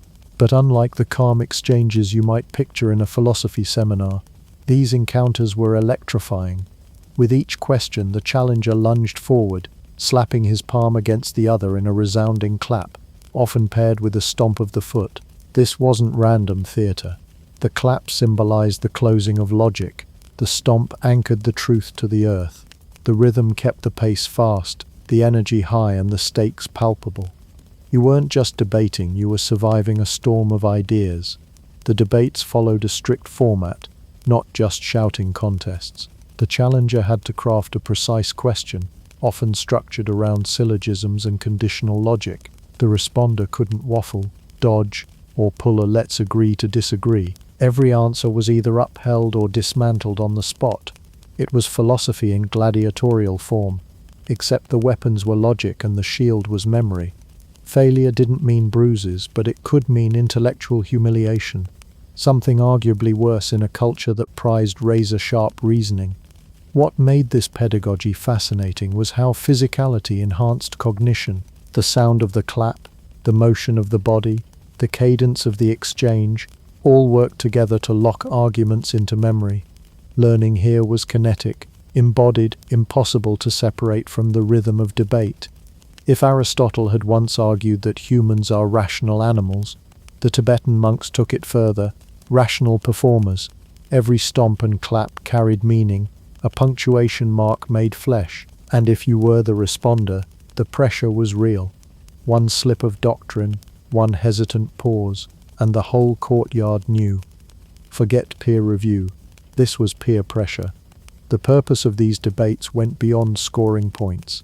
They were exercises in clarity, precision, and endurance. A monk who mastered debate wasn't just someone who knew doctrine. He was someone who could wield it under fire, defend it with confidence, and dismantle errors without hesitation. The process sharpened not just the intellect, but also concentration and memory. It trained monks to cut through confusion, to see the structure beneath the chaos of words. In a way, it was less about winning and more about collectively refining the truth. After all, every clap echoed the larger goal to strip away misunderstanding and bring doctrine into sharper focus. Of course, the spectacle had its lighter side. For an outsider, the sight of dozens of monks clapping, stomping, and firing off questions could look more like a dance-off than a philosophy class. Imagine trying to explain it. Yes, they're shouting about emptiness, but that clap? Totally about the finer points of metaphysics. And while modern students complain about office hours, in the monastery the office was a cold courtyard, and the hours were however long it took for your opponent to stop grilling you. Bring your brain, your memory, and yes, sturdy shoes, because you were going to be stomped into enlightenment. In the end, Tibetan monastic debate was a dazzling fusion of theatre and theology, logic and rhythm. It kept learning alive not as a dry exercise, but as a living, breathing, thunderous performance.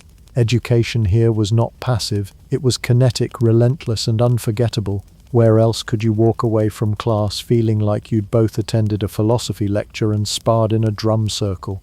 Imagine preparing for the most important test of your life, only to find yourself locked in a cell the size of a broom closet, with nothing but a desk, a board to sleep on, and a bucket for your basic human needs. Congratulations, you've just enrolled in the Imperial examination system of China. For over 1,000 years, these grueling tests determined who got to trade in the hoe for a government post, shaping the bureaucratic machine that kept the empire ticking. Forget your SAT nightmares. This was academic survival, and failure didn't just disappoint your parents, it disappointed your ancestors. The exams were tiered like a video game campaign, except each level took years of grinding Confucian philosophy. It started locally, where aspiring scholars competed in their districts. Past that, and you advanced to the provincial stage, which was essentially the mid-boss. Several days of essay writing, policy proposals, and explaining moral philosophy without losing your sanity. The top prize? You got to move on to the metropolitan exam in the capital. A kind of bureaucratic final boss fight. Only the best of the best, the brainiacs who could quote Confucius in their sleep and craft perfectly balanced arguments, emerged from the gauntlet with the coveted Jinsi degree. With it came the promise of high-ranking government jobs, prestige, and of course smug dinners with relatives. But prestige came at a steep cost. The testing conditions were notoriously brutal. Candidates were confined to tiny cubicles, often described as coffin-sized, where they'd spend days in isolation. These cubicles were just wide enough for a plank to write on, a narrow board to sleep on, and room for the all-important chamber pot. Guards patrolled to make sure no cheating was afoot, and inspectors would even check clothing, shoes, and sometimes hair for hidden notes. Forget smartphones. If you were caught with a scroll tucked in your sleeve, you could be banned for life. Food was rationed, usually delivered in the form of simple meals shoved through slots. If you thought eating instant ramen during finals week was depressing, try choking down congee while attempting to craft the perfect essay on filial piety. Candidates sometimes collapsed from exhaustion, hunger, or sheer stress. It was not unheard of for test takers to die in their cells mid-exam. Still, the promise of upward mobility was so alluring that tens of thousands endured it year after year. After all, passing meant you could rise from humble farmer to imperial official. The closest thing the ancient world had to winning the lottery. The content of the exams was no less punishing. Scholars were tested on the Confucian classics, historical precedent, and their ability to write the notorious eight-legged essay. This format required a rigid structure: opening, amplification, preliminary exposition, initial argument, central argument, latter argument, final argument, and conclusion. Sounds thrilling, right? It was essentially a literary straitjacket, forcing candidates to display brilliance while following strict stylistic rules. One slip, and decades of preparation could crumble into nothing. Imagine Shakespeare writing haiku under exam conditions. That was the level of pressure. Of course, where there are tests, there is cheating, and the Chinese examination halls produced some of the most creative methods in history: tiny scrolls hidden in shoes, essays disguised as paintings, and even notes embroidered into clothing. Some scholars developed cheat fans, where the folds contained miniature writing in genius until you fainted from the summer heat and revealed your secrets to everyone. Others memorized entire texts by encoding them into rhymes or songs. Still, the system's surveillance was relentless, and those caught faced disgrace not just for themselves but for their entire families. What's astonishing is how deeply the examination system influenced Chinese society. It democratized opportunity, at least theoretically. Anyone male, and yes, it was always men, could sit for the exams regardless of wealth or birth, though in practice, only families who could afford years of tutoring and study had a real shot. Entire villages pooled resources to support one promising candidate, treating him like an investment. If he passed, everyone basked in reflected glory. If he failed repeatedly, well, there was always farming, or more exams. Some men tried well into their 60s before finally passing, earning both admiration and pity. Despite its flaws, the exam system created one of the most stable bureaucracies the world has ever seen. For centuries, emperors relied on a steady stream of Confucian-trained officials who could govern provinces, collect taxes, and uphold the moral order. Critics argue it stifled creativity and locked society into rigid traditions, but it also fostered a class of scholar officials who valued learning, integrity, and the written word above brute force. Essentially, it was a meritocracy powered by calligraphy. And so the imperial exam halls became symbols of ambition, discipline, and unimaginable stress. Picture rows of cubicles stretching like a grim academic labyrinth, each one housing a man hunched over his brush, scribbling arguments about benevolence while swatting flies. The bell tolled, the essays were collected, and some left with new titles while others trudged home to prepare for another attempt. The good news? You might someday become a governor. The bad news? You had to survive 3 days in a writing prison to get there. If you think high school was stressful, imagine a school where the final exam wasn't algebra, but whether you could stand, smile, and sip tea without terrifying your future in-laws. Welcome to the world of Victorian finishing and etiquette schools, a peculiar educational institution designed not to produce scholars or warriors, but quite frankly, market-ready social products. Forget chemistry labs. Your laboratory was the dining room, and your tools were forks, knives, fans, and the mysterious economy of calling cards. The curriculum was both dazzlingly specific and utterly impractical, if you were hoping to, say, balance a budget or change a wagon wheel. Young women, mostly of the upper and aspiring middle classes, were drilled in deportment, the art of standing and walking without resembling a startled giraffe, French conversation, because nothing says cultured like asking for directions to the opera in Paris, piano, preferably Chopin, never honky-tonk, and needlework so fine it could make a spider blush. There were also letter-writing lessons, where students perfected the art of composing elaborate thank you notes for events that frankly sounded dreadful. Every detail mattered. Handwriting had to be elegant, sentences gracious, and ink blots were a social catastrophe equivalent to tripping over your hem in front of the Queen. But perhaps the most intense lessons were the ones in dining. The Victorian table was less a place to eat and more a battlefield of etiquette. There was an order to everything: where to place your spoon, when to sip, how to dab your lips, never wipe. Wiping was for savages. Students learned to operate cutlery like it was a surgeon's toolkit. 12 forks, 9 knives, and possibly a spoon that looked more like a gardening implement. One wrong move, and you weren't just unladylike, you were socially radioactive. Think of it as culinary bomb defusal, but with a roast chicken instead of TNT. The stakes of all this? Marriage. These schools weren't shy about it. Their graduates weren't expected to emerge as budding professionals or intellectuals, but as polished jewels in the great Victorian marriage market. Posture drills were essentially resume building for your spine, and conversational training was a way to ensure that when cornered by a distant cousin at a ball, you could talk breezily about Byron rather than panic sweat about crop failures. Social failure was catastrophic. One faux pas could ripple through the gossip networks faster than today's viral tweets. The system functioned on what might be called reputation economics. You earned social capital by balancing books on your head, not by balancing ledgers. Of course, there were also darker undercurrents.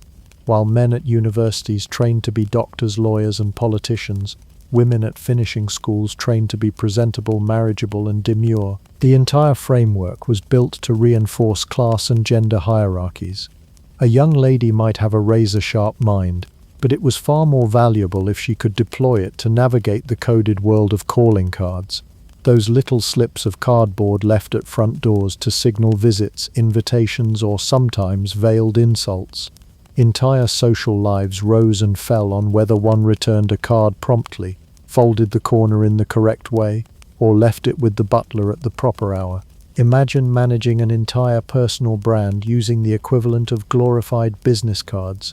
And then there were the chaperone logistics. No young woman could simply roam about. She needed a designated adult shadow, ensuring that reputation remained unsullied. A stroll in the park wasn't leisure. It was surveillance with parasols. Even fainting had to be rehearsed. Yes, fainting. In an era where corsets squeezed waists to alarmingly narrow proportions, swooning was not only common but expected. But it wasn't enough to collapse. You had to faint gracefully, draping yourself like a tragic Grecian statue, rather than crashing down like a sack of potatoes. Of course, finishing schools weren't entirely a joke. Some women genuinely enjoyed the cultural polish, learning languages, literature, and music. Others used the connections forged in these institutions as stepping stones into powerful marriages, philanthropy, or even social reform. But the overarching sense was clear. While the men of the era were trained for public life, women were trained to be living works of art, as if society had collectively agreed that the highest form of education was becoming a particularly charming piece of furniture. And let's not forget the unintentional comedy. Students balancing books on their heads in posture class must have looked like malfunctioning waiters. Dance rehearsals for waltzers occasionally ended in twisted ankles and toppled gowns. And in dining practice, one wrong flick of a spoon could catapult peas across the table like edible cannonballs. The image of dozens of young women, stiff-backed and wide-eyed, enduring endless lessons on how to smile with exactly the right amount of teeth, it's equal parts fascinating and absurd. So yes, Victorian finishing schools were less about education and more about stagecraft, a careful performance in which every gesture, word and glance was calibrated for maximum social effect. It was warfare with teacups and dueling with dinner forks. And the final report card. Whether you landed a husband of good standing or were relegated to the tragic footnotes of gossip columns. PE didn't mean physical education, it meant posture education. Bench press? Forget it. Try balancing the collected works of Shakespeare while walking in a hoop skirt. Would you have survived? Only if you could charm, curtsy, and cut a lamb chop without existential dread.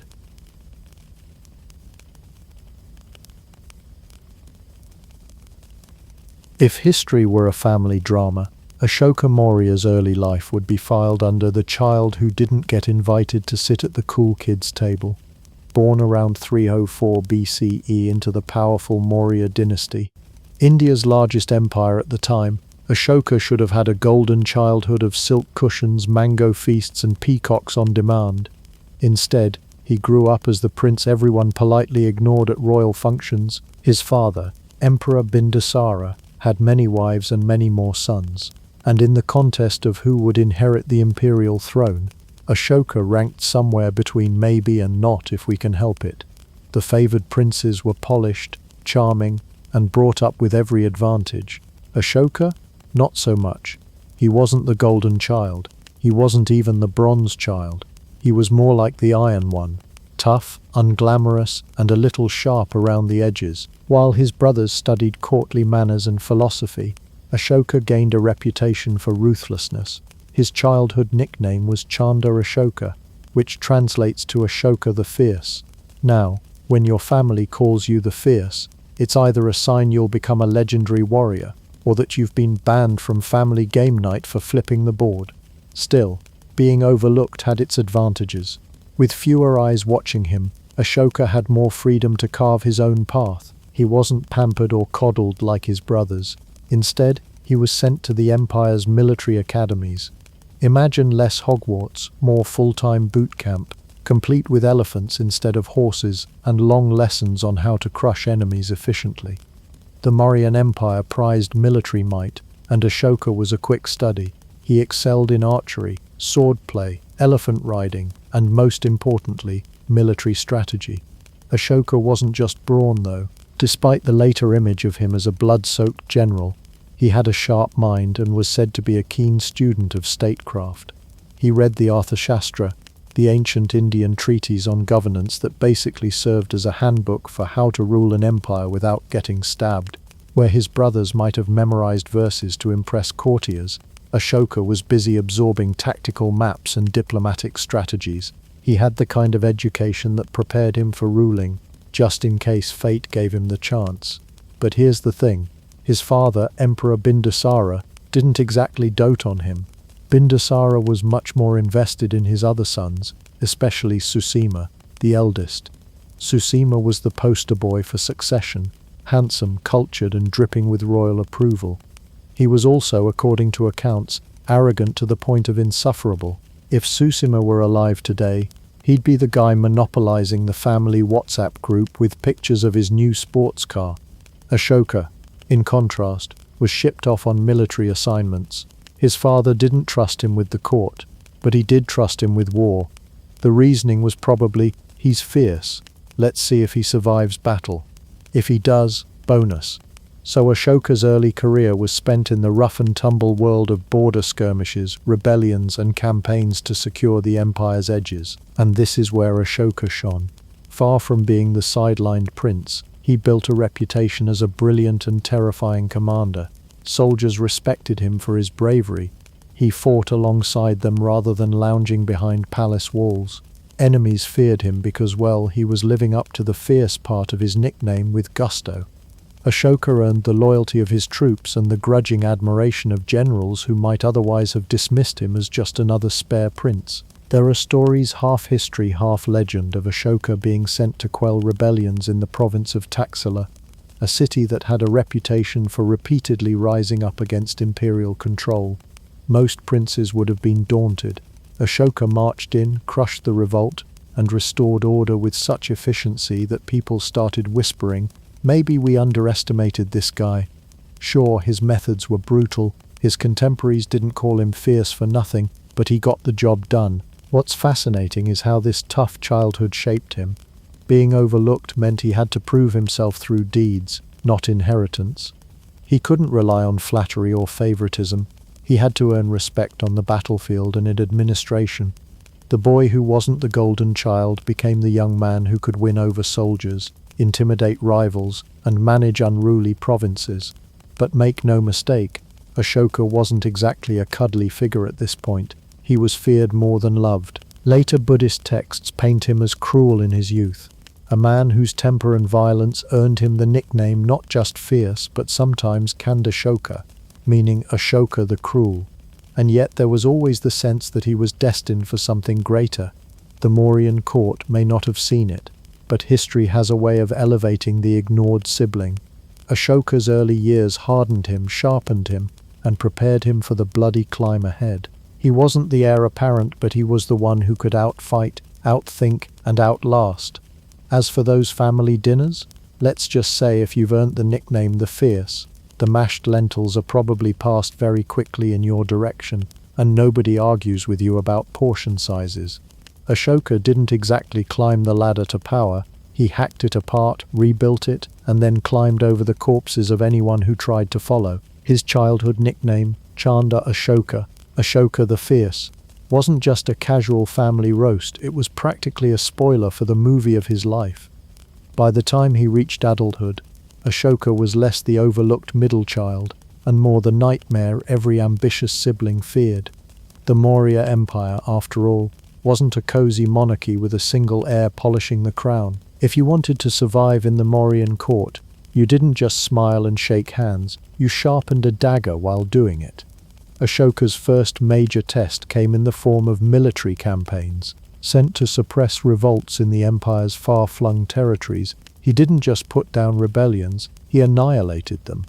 Reports tell us he governed with such ruthless efficiency that people called him Ashoka the Terrible, long before the Great ever appeared in his title list. Being appointed governor of Ujjain, a key strategic region, gave him both administrative experience and a reputation for iron-fisted control. Imagine being so feared that the local population stops complaining about taxes, not because they're fair, but because nobody wants to risk becoming an example. This was Ashoka's resume. No bullet points, no job references, just a trail of conquered territories and rebellions stomped flat. If Mauryan succession planning had used modern HR practices, the meeting would have gone something like, "So, what unique skills do you bring to the throne? Efficiently crushing opposition, and what are your weaknesses?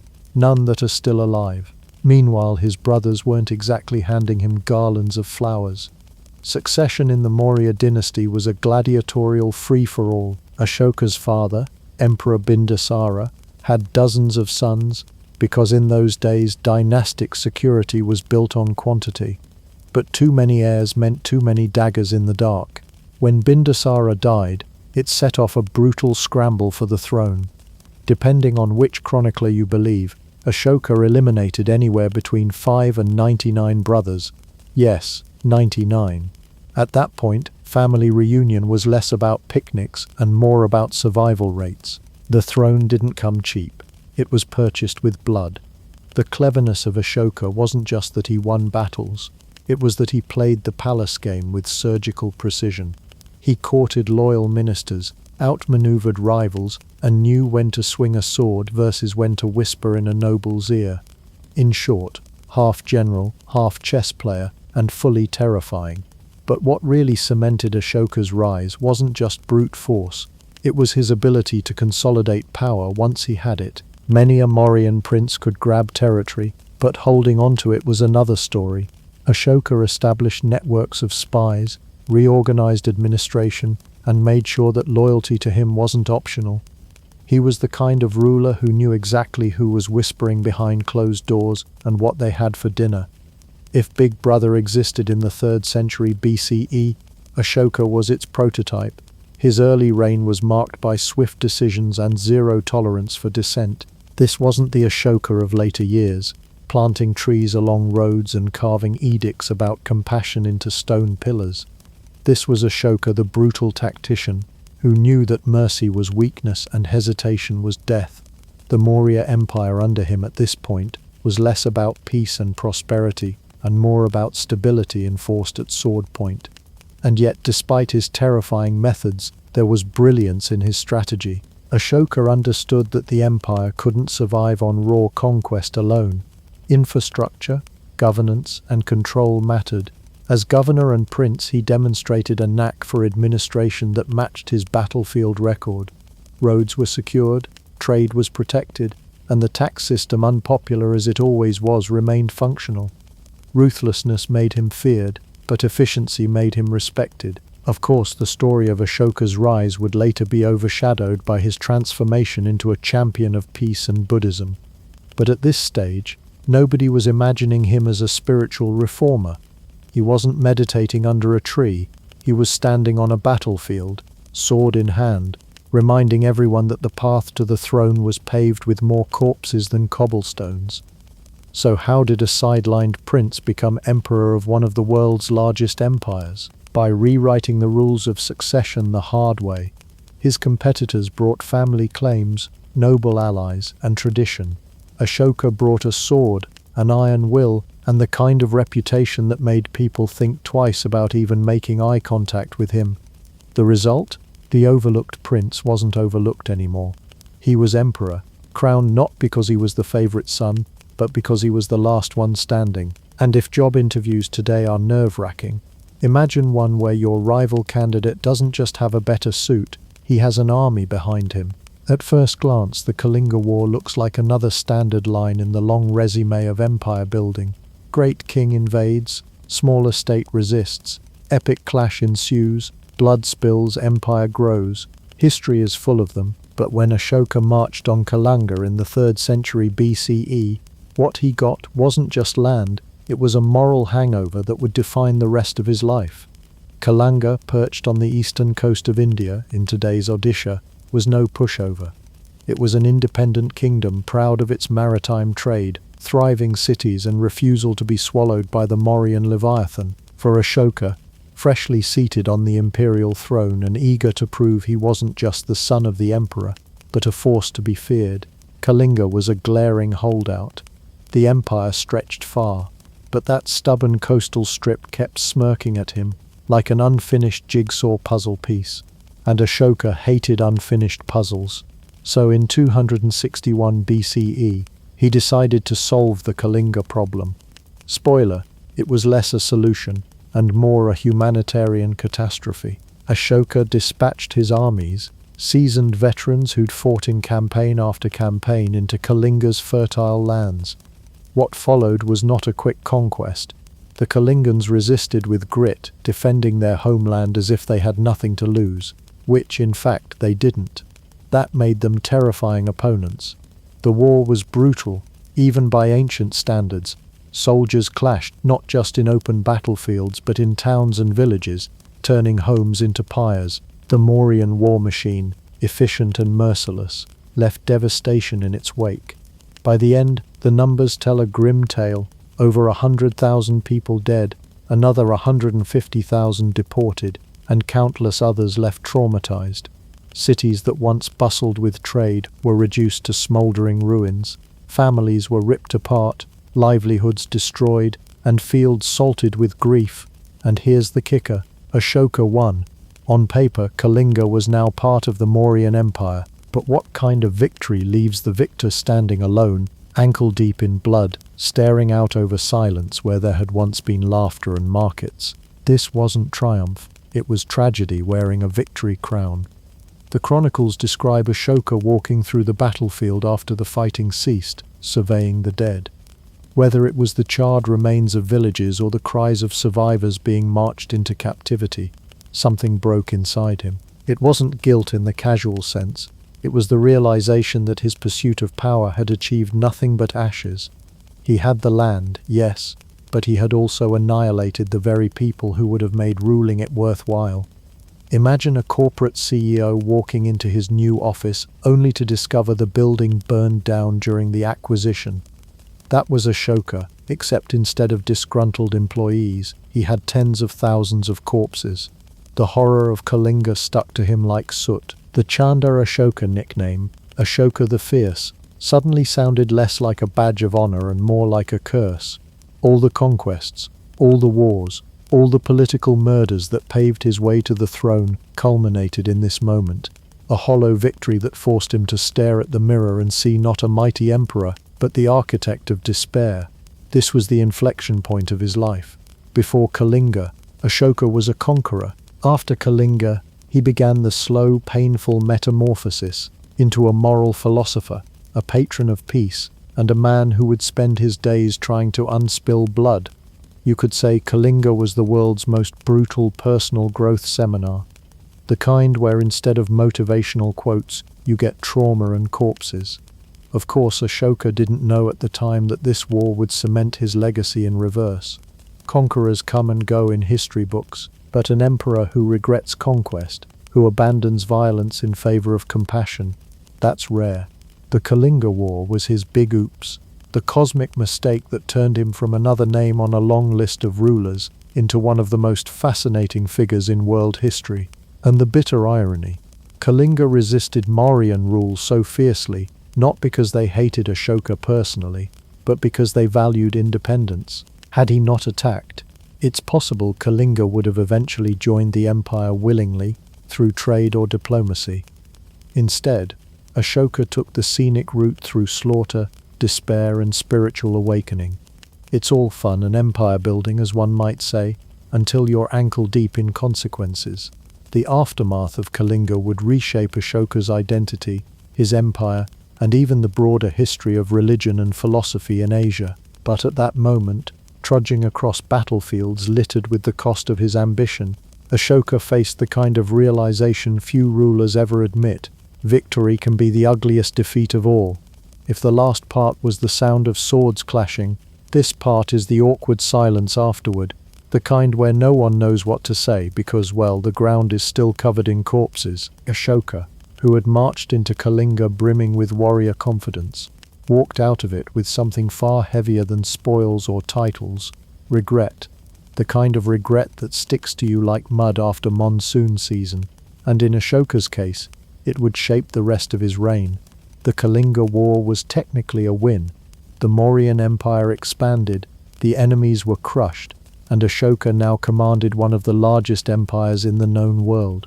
On paper it was everything a conqueror could want, but standing in the aftermath of the war, with tens of thousands of bodies left to rot in the fields, Ashoka began to feel something he hadn't experienced in years: guilt. It wasn't the kind of mild, "I shouldn't have eaten that second bowl of curry" guilt. This was the seismic, gut-twisting guilt of a man realizing he had ordered a massacre so horrific that even the victors couldn't celebrate. He saw children crying beside the corpses of their parents. He saw prisoners marched away in chains, their lives ruined forever. He saw his own soldiers who had carried out his commands, staring blankly as if haunted by what they'd done. Ashoka, the man once nicknamed Chanda Ashoka, Ashoka the Fierce, suddenly wondered if fierceness was all it was cracked up to be. Up until this point, Ashoka had been the poster child for ruthless ambition. His brothers were dead, his rivals crushed, and his empire had grown to unprecedented size. But beneath the armor, the war at Kalinga cracked something open in him.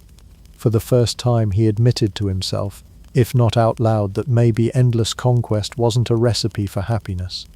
Historians describe this period as Ashoka's moral awakening, but let's be honest, it was closer to a psychological breakdown.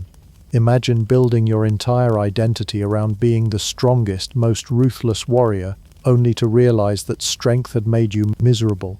It's like discovering that your life's dream of becoming the office's top sales rep has turned you into someone who cries in the bathroom during lunch breaks. Ashoka had achieved the pinnacle of conquest, and instead of satisfaction, he found only emptiness.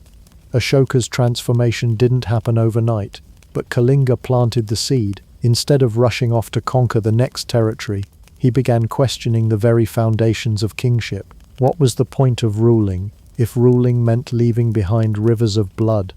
What kind of emperor did he want to be remembered as? The butcher of Kalinga, or something else entirely? This internal questioning marked a radical shift. For most rulers of the ancient world, doubt wasn't part of the job description.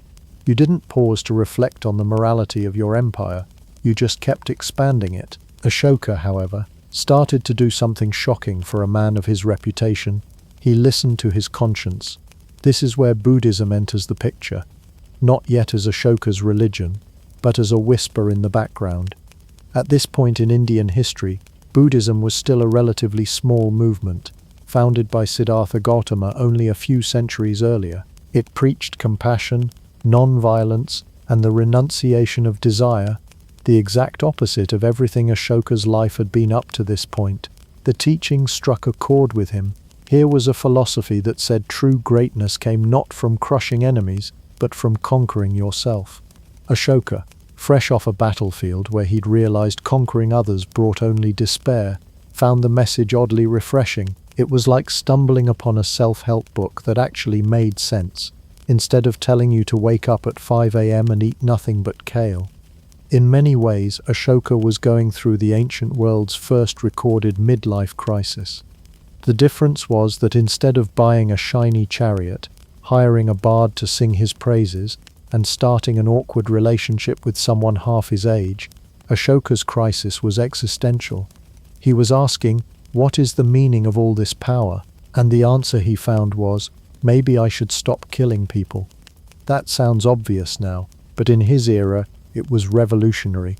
Power was measured in the number of enemies you defeated, not the number of lives you spared. For Ashoka to admit regret, and to even consider turning away from violence, was like a gladiator suddenly deciding to open a yoga studio. People didn't quite know what to make of it. Ashoka hadn't yet fully embraced Buddhism. That would come in the next chapter. But the transformation had begun. The fierce, iron-fisted prince who had carved his path through blood was now a man burdened by conscience. His subjects still saw him as a powerful emperor, but inside, he was unraveling. If his early life had been about proving himself as a warrior, this new chapter was about redefining what it meant to be human. He was no longer interested in being feared. He wanted to be understood, and more than that, he wanted to live in a way that didn't leave him drowning in regret every time he closed his eyes at night. Ashoka's remorse would ultimately ripple far beyond his own psyche. By questioning the morality of conquest, he laid the groundwork for a radical new vision of kingship, one rooted not in violence, but in peace. It was the first step toward his transformation into one of history's most unlikely advocates for compassion. But that's the thing about transformations. They don't start with clarity. They start with despair, with collapse, with the unbearable realization that the path you've been walking leads only to ruin. For Ashoka, that realization came at Kalinga, and chapter 4 of his life was about learning how to live with that truth. Or, to put it simply, this was history's first midlife crisis, except instead of a sports car, Ashoka chose Buddhism. Imagine ruling the largest empire on the Indian subcontinent, and then waking up one morning deciding, you know what, let's try compassion instead of conquest. That was Ashoka in the aftermath of his spiritual rebirth. His embrace of Buddhism wasn't just a private meditation hobby or a passing curiosity. He went all in. We're talking about a man who once measured success in piles of skulls, suddenly redirecting his royal budget to monasteries, meditation halls and stone pillars carved with sermons. If there was ever a historical U-turn that made everyone else slam the brakes in confusion, this was it. His conversion was gradual but unmistakable. After the horror of Kalinga left him shaken to his core, Ashoka sought answers beyond the sword. He began attending discussions with Buddhist monks, men who wore simple robes, ate modest meals, and spoke of compassion, non-violence, and the interconnectedness of life. For a man who had been nicknamed Ashoka the Fierce, this was either a cruel joke or a complete personality reboot. But to everyone's surprise, he meant it. Slowly his language shifted from orders of conquest to edicts of peace. His personal diet changed, his temper mellowed, and his royal household noticed fewer outbursts of volcanic rage. When your palace suddenly smells like incense instead of blood, people notice. But Ashoka wasn't satisfied with private change. No, he was an emperor. When he did something, the entire subcontinent had to feel it. He declared Buddhism not just his personal path but a cornerstone of statecraft. He began commissioning the building of stupas, those dome-shaped structures that housed relics and served as places of meditation. Reports claim he built or restored thousands of them, turning parts of India into something like a real estate project designed by monks. Inscriptions carved into rocks and pillars across his empire told his people about the new royal vision, kindness, tolerance, and moral responsibility. Imagine your ruler telling you to be nice to your neighbors, pay your taxes, and stop kicking goats for fun. A far cry from the obey me or else tone of most imperial decrees. Ashoka's zeal extended far beyond architecture. He sent missionaries across Asia, planting the seeds of Buddhism in Sri Lanka, Central Asia, and even as far as Greece. That's right, Buddhist monks were once making their way through Mediterranean ports, spreading messages of non-violence to societies still obsessed with gladiator fights. His own son, Mahinda, travelled to Sri Lanka with a group of monks, converting the island's king and firmly embedding Buddhism in the region's culture. If you've ever seen the vast Buddhist traditions of Southeast Asia and wondered where the spark came from, Ashoka's reign is a major reason. Of course, spreading a philosophy of peace through an empire wasn't all incense and smiles. There were bureaucrats scratching their heads about how to enforce compassion. After all, you can't exactly fine people for being unkind or sentence someone to 10 days in prison for frowning at their neighbor. Ashoka's solution was to issue moral guidance through his famous edicts. These inscriptions, carved into stone pillars and rock faces across his empire, encouraged honesty, mercy, and respect for all living things. He even toned down animal sacrifices and promoted vegetarianism in royal households. For a man whose younger years involved the liberal use of sharp objects against enemies, this was a remarkable pivot. It was like Attila the Hun suddenly opening an animal sanctuary. But let's not pretend his empire was instantly transformed into a utopia of chanting monks and vegan banquets. Governing still required soldiers, taxes, and practical politics. Ashoka's bureaucracy didn't vanish overnight. His empire still stretched across a vast and diverse land filled with competing interests. The genius of his Buddhist kingship wasn't that he abolished governance, but that he infused it with a moral compass. He understood that a ruler's legitimacy wasn't only measured in military victories but in the welfare of his subjects. So while his officials collected taxes and kept order, Ashoka's new vision guided the why behind those actions. The effect on daily life was significant. Farmers found that imperial decrees now emphasized protecting crops and animals. Merchants were encouraged to act fairly. Even prisoners were granted more humane treatment. When was the last time you heard of a king worrying about the comfort of people behind bars? Ashoka may not have invented empathy, but he certainly made it a royal priority. It's also worth noting that Buddhism under Ashoka didn't mean withdrawal from the world. This wasn't a retreat into caves and forests. It was an attempt to align worldly rule with spiritual ideals. Ashoka wanted his empire to function, but he also wanted it to feel like a moral community. And by all accounts, this blending of statecraft and spirituality left a profound legacy, one that outlasted his dynasty and shaped civilizations far beyond his borders. So here we have the paradox of Ashoka. Once a man drenched in blood, now remembered as a king of compassion. His empire may have been held together with soldiers and taxes, but its identity became inseparable from the spread of Buddhism. In that sense, he achieved something rarer than conquest. He managed to change the very definition of what it meant to be a ruler. Instead of commanding fear, he aspired to command respect through morality.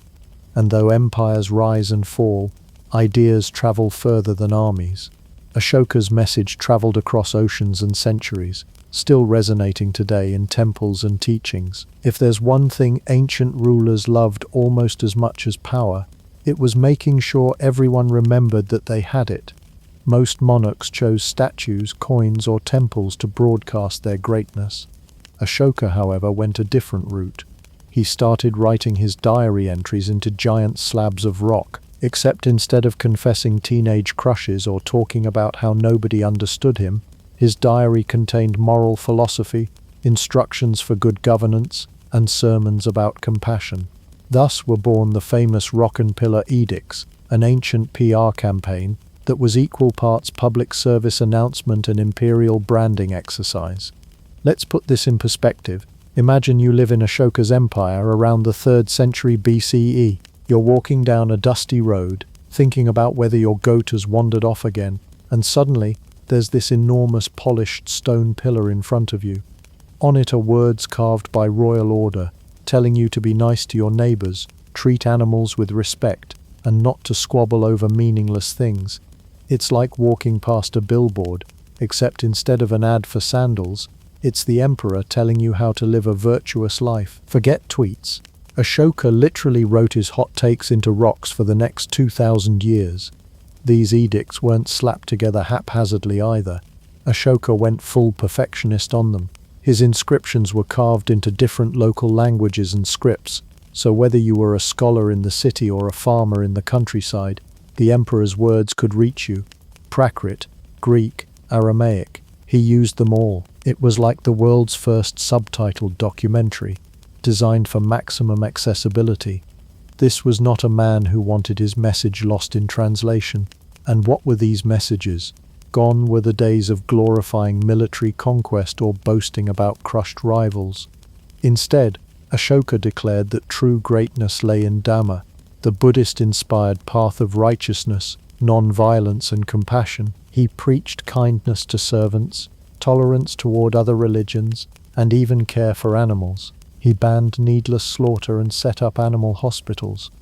If his earlier reputation as Ashoka the Fierce was written in blood, his new title, Ashoka the Righteous, was being engraved in stone. Of course, there was still an unmistakable political edge to this spiritual campaign. Ashoka wasn't just a reformed man rediscovering his soul. He was also a ruler trying to knit together an enormous, diverse empire. Think of it this way. You've got Greeks in the northwest, Tamils in the south, Brahmins, Buddhists, Jains and animists all over the place, plus countless villages with their own customs. How do you make everyone feel like they belong under one umbrella without cracking skulls? You carve giant monuments telling them that the emperor cares deeply about their moral well-being, and by the way, he's keeping an eye on them. It was benevolence with a side of surveillance. The pillars themselves were works of art. Many were made of polished sandstone that gleamed in the sun, topped with elaborate animal capitals, lions, bulls, elephants, all symbols of strength, fertility or wisdom. The most famous, the lion capital of Sarnath, even became India's national emblem thousands of years later. Imagine your personal branding being so good it still lands on a country's currency millennia after your death. Talk about a successful marketing strategy. But these edicts weren't just decorative. They were strategic, positioned along trade routes near temples, at the borders of provinces, and in city centers where people gathered. Merchants, pilgrims, villagers, everyone passing through had to confront the emperor's words. It was as though Ashoka invented the billboard, except instead of selling you toothpaste, it was urging you to live a moral life. Even the cynics of the time probably had to admit it was clever governance disguised as spiritual outreach. Not that everyone welcomed the shift. Some nobles probably rolled their eyes at all the talk of kindness when they were used to celebrating military victories. Some priests may have felt that Ashoka's broad embrace of multiple faiths undermined their special status, and the average farmer might have wondered if less slaughter meant more goats eating his crops. But love it or grumble about it, nobody could ignore it. The stones were there, immovable, a permanent voice of the emperor echoing through the landscape. The sheer endurance of these inscriptions is staggering. While kingdoms rose and fell, dynasties collapsed, and cities crumbled into ruins, Ashoka's words literally stayed put. When archaeologists began rediscovering them in the 19th century, they suddenly had access to the emperor's thoughts straight from the source. It's rare in history to hear a ruler's voice without layers of myth or propaganda added later. In his own words, left us a time capsule of conscience and governance, chiseled deep enough that even the passing centuries couldn't erase it. It's fascinating to think how modern leaders might compare. Imagine if instead of press conferences, presidents and prime ministers carved their policies into giant slabs outside supermarkets and train stations. No excuses, no deniability, just permanent reminders in stone. Ashoka did that 2,000 years ago, proving once again that his version of leadership was as innovative as it was unusual. By turning stone into his megaphone, Ashoka ensured that his transformation wasn't just personal, it was public, universal and eternal. The man who once painted the battlefield red now painted the countryside with words of peace. His empire may eventually fade, but his thoughts remained etched quite literally into the earth. Ashoka's story ends not with the clang of swords, but with the quiet scratching of chisels on stone and the spread of a philosophy that would ripple across centuries. Once branded as Ashoka the Fierce, the man who had painted battlefields red, he left the world remembered as Ashoka the Great, the ruler who chose compassion over conquest. It's one of history's most unexpected rebrands, the kind of turnaround even modern PR agencies would envy. After all, not many emperors are remembered more for their remorse than their massacres. The shift didn't just alter his empire, it helped chart the spiritual course of half the world. Ashoka, after all, didn't simply become a Buddhist in private and sit meditating under a tree. He turned his empire into the world's first large-scale Buddhist stage, putting resources, infrastructure, and royal prestige behind a religion that, until then, was still more of a regional movement than a global phenomenon. Monks who once wandered a few villages now had the backing of an emperor, and Ashoka made sure their message traveled further than his armies ever had. He dispatched emissaries and missionaries as far as Sri Lanka, Nepal, and Central Asia. His court became a launch pad for Buddhist philosophy to leap borders, languages, and cultures. By the time of his death, seeds planted under his patronage would grow into the great Buddhist traditions of East and Southeast Asia. If you've ever seen a pagoda rising in Myanmar, a Zen temple in Japan, or a stupa crowning a mountain in Tibet, you are witnessing echoes of Ashoka's decision to trade his sword for a wheel of Dharma. The irony, his empire itself would eventually fade, fractured by political rivalries and new invaders, but the ideas he helped spread outlived the very walls of his palaces. And it wasn't just religion he tried to export. His rock and pillar edicts had already broadcast a moral code rooted in tolerance, restraint, and human dignity. Unlike the usual imperial messages of obey or else, Ashoka's inscriptions preached respect across religious divides and kindness to all living beings, including animals. Imagine an emperor who once oversaw mass slaughter, now writing official policies about veterinary clinics and shade trees along roads. It's as if Genghis Khan had suddenly decided to open a chain of soup kitchens. The legacy he carved, quite literally, outlasted his dynasty by centuries. Long after the Mauryan Empire splintered, travelers and rulers stumbled across these inscriptions, puzzled by their old Prakrit and Brahmi script, but intrigued by their content. In modern times, Ashoka's wheel, the Dharma Chakra, was adopted as the central emblem on India's national flag. Every time it flutters in the wind, it's a reminder of the emperor who chose penance over plunder, and perhaps what makes Ashoka's story so magnetic is its moral whiplash. In a world of conquerors, he stands out not for his victories but for his regret. Most rulers doubled down on bloodlust. Ashoka stepped away from it, leaving behind the rare example of a powerful man who admitted he was wrong and then actually changed course.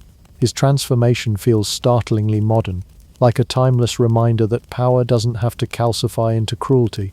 Of course, he wasn't perfect. Historians argue over whether his pacifism truly extended to all corners of his empire, or if his policies always lived up to the ideals he inscribed. But even with the contradictions, the fact remains, he set a precedent.